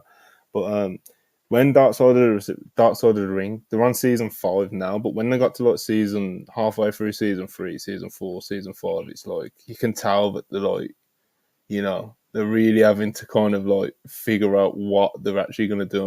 Because obviously the first one, stories out there that'll be huge episodes. They're just scared to touch them. It's tough because it's like you want to be able to obviously want to be able to do it properly. So it's like, are the people going to be able to talk? Are they going to be allowed to talk? Do they want to talk? What details can you actually find out? Blah blah blah blah blah. Would it even be interesting? Realistically, it's because of the after effects of the plane ride episode, which affects. Yeah, so many people got so much heat from that. Yeah, RVD, who fan stock came off great in that, got heat from the boys. The people that came off good to the boys got heat from the fans and the media. Yes, people wanted Tommy Dreamer dead. Tommy Dreamer was suspended. Jim Ross felt like he got taken out of context and refused to do the show in the next season. It led to a lot of different things. So RVD said that. It's also just kind of like, you know, the first couple seasons, that's where you've got like your Benoit, your Brian Pillman, your things like that, Montreal Screwjob, and like, all those kind of things. You know, you know, then it kind of it becomes the less known things, you know. Like I'm sure, like, I think last season there was a bash at the beach one. Beach 2000. That one was embarrassing. I don't even know what that story is for them to even make it. Oh, Joe Hall got to tell it to you. I'm sorry. It was just Bischoff and Russo lying for 45 minutes. Like it was brutal. Yeah, I thought the last season was like kind of hastily done, to be honest. The way it was edited and stuff and produced, I didn't think it was very good. The FMW episode I liked though. Yeah, that was even season 3. And that's a couple seasons back. Yeah, maybe. No, they're not doing cut. Collision in Korea was interesting. That episode is like really like actually enjoyable in a weird way because it's so obscene, you know. Who was Too Cold trying to kill again on that? Hulk. Road Warrior Hulk, because he called him the N-word.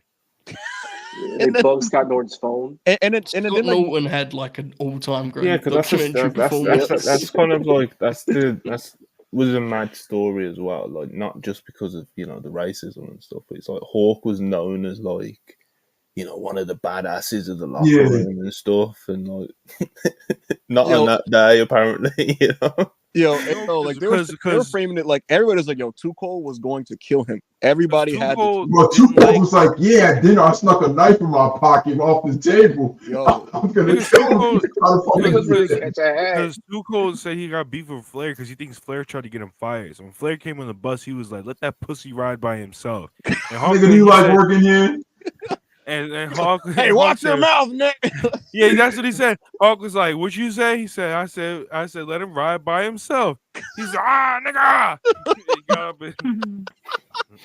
Didn't end well for him. Anyway, quick few super chats. It is now 3:24 a.m. and I want to get out of here, so that's what we're doing. Monty, why are you up this late? It's what we do over here in Great Britain, you know. Me, Charlie, Joe. We're just fucking in animals. The UK. I love the UK. Yes. I feel like I have a pretty decent accent, yeah? It's better than your booze. It is better than your booze. Evil stinks. I'm not as offended, you know. It's a nice tone to it. Anyway, bro, $4.99. Monty, have you ever had to almost take someone's WrestlePurist chain? I've done it many times. When are we dropping Dark Side of WrestlePurist? I ain't getting on that shit, bro. Dark Side of WrestlePurist. We have like talking heads like Jamie and fucking Jamie's on there. She said, I don't know. I don't know why Murph tweeted that. I told him not to. It's got the microphone that he had on the podcast. Jamie's just like, as a neutral party, I didn't really understand why he said this. Darren Walker, £5, appreciate it. Nice to see 6-year pro Megan Bain coming third in the Wrestling Observer Rookie of the Year awards. Jada Parker should win the 2024 award.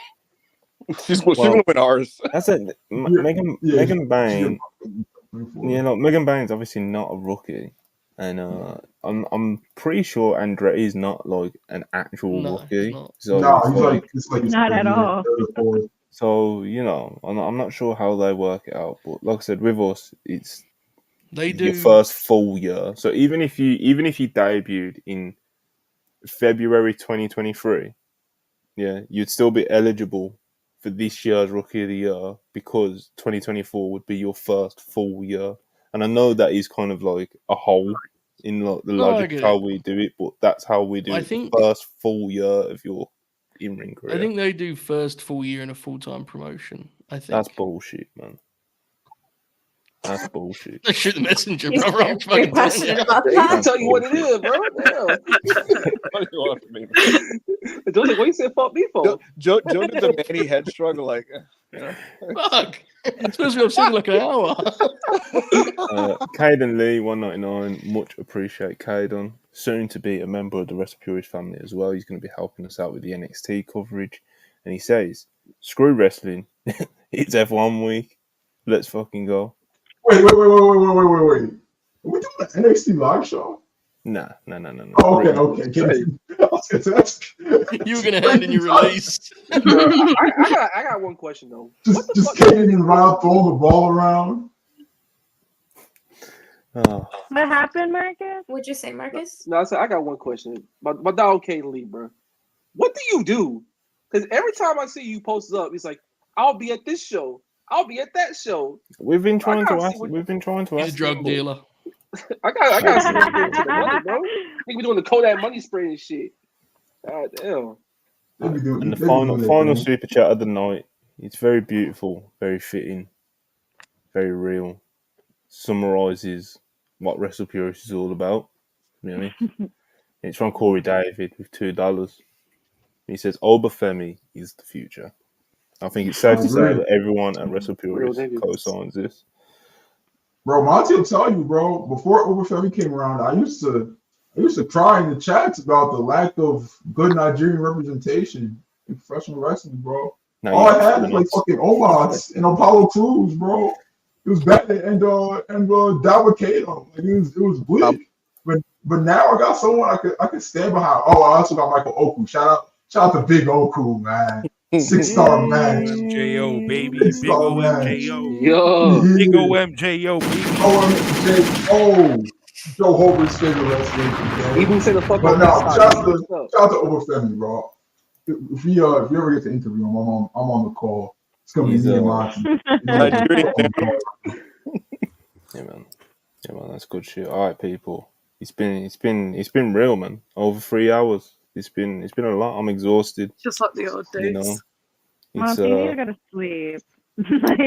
I'm probably not gonna go to sleep for another hour 90. You know, we'll see what's good. Might watch some of those terrible Rob TV shows that he recommends, and I'm gonna be chilling, man. But yeah, obviously, new slot, people. Not sure it's gonna go 3 hours every time. Not sure it's gonna be this many of us on every Sunday either. But it definitely is gonna be a bit more loose than our more like structured podcasts that we do throughout the week because. You know, obviously, you guys enjoy it. There's been over 300 of you in here for like over 3 hours, so we must be doing something right. And yeah, next Sunday we're gonna. I'm not sure who's gonna be on, what we're gonna do, but we're gonna be doing something, and we're gonna be talking graps, and we're gonna be doing our thing. Does anyone have any important plugs before we get out of here? I just want to say thank you for those of you that decided to watch three straight WrestlePurists streams in a row. You guys are the best. You guys are why we do what we do.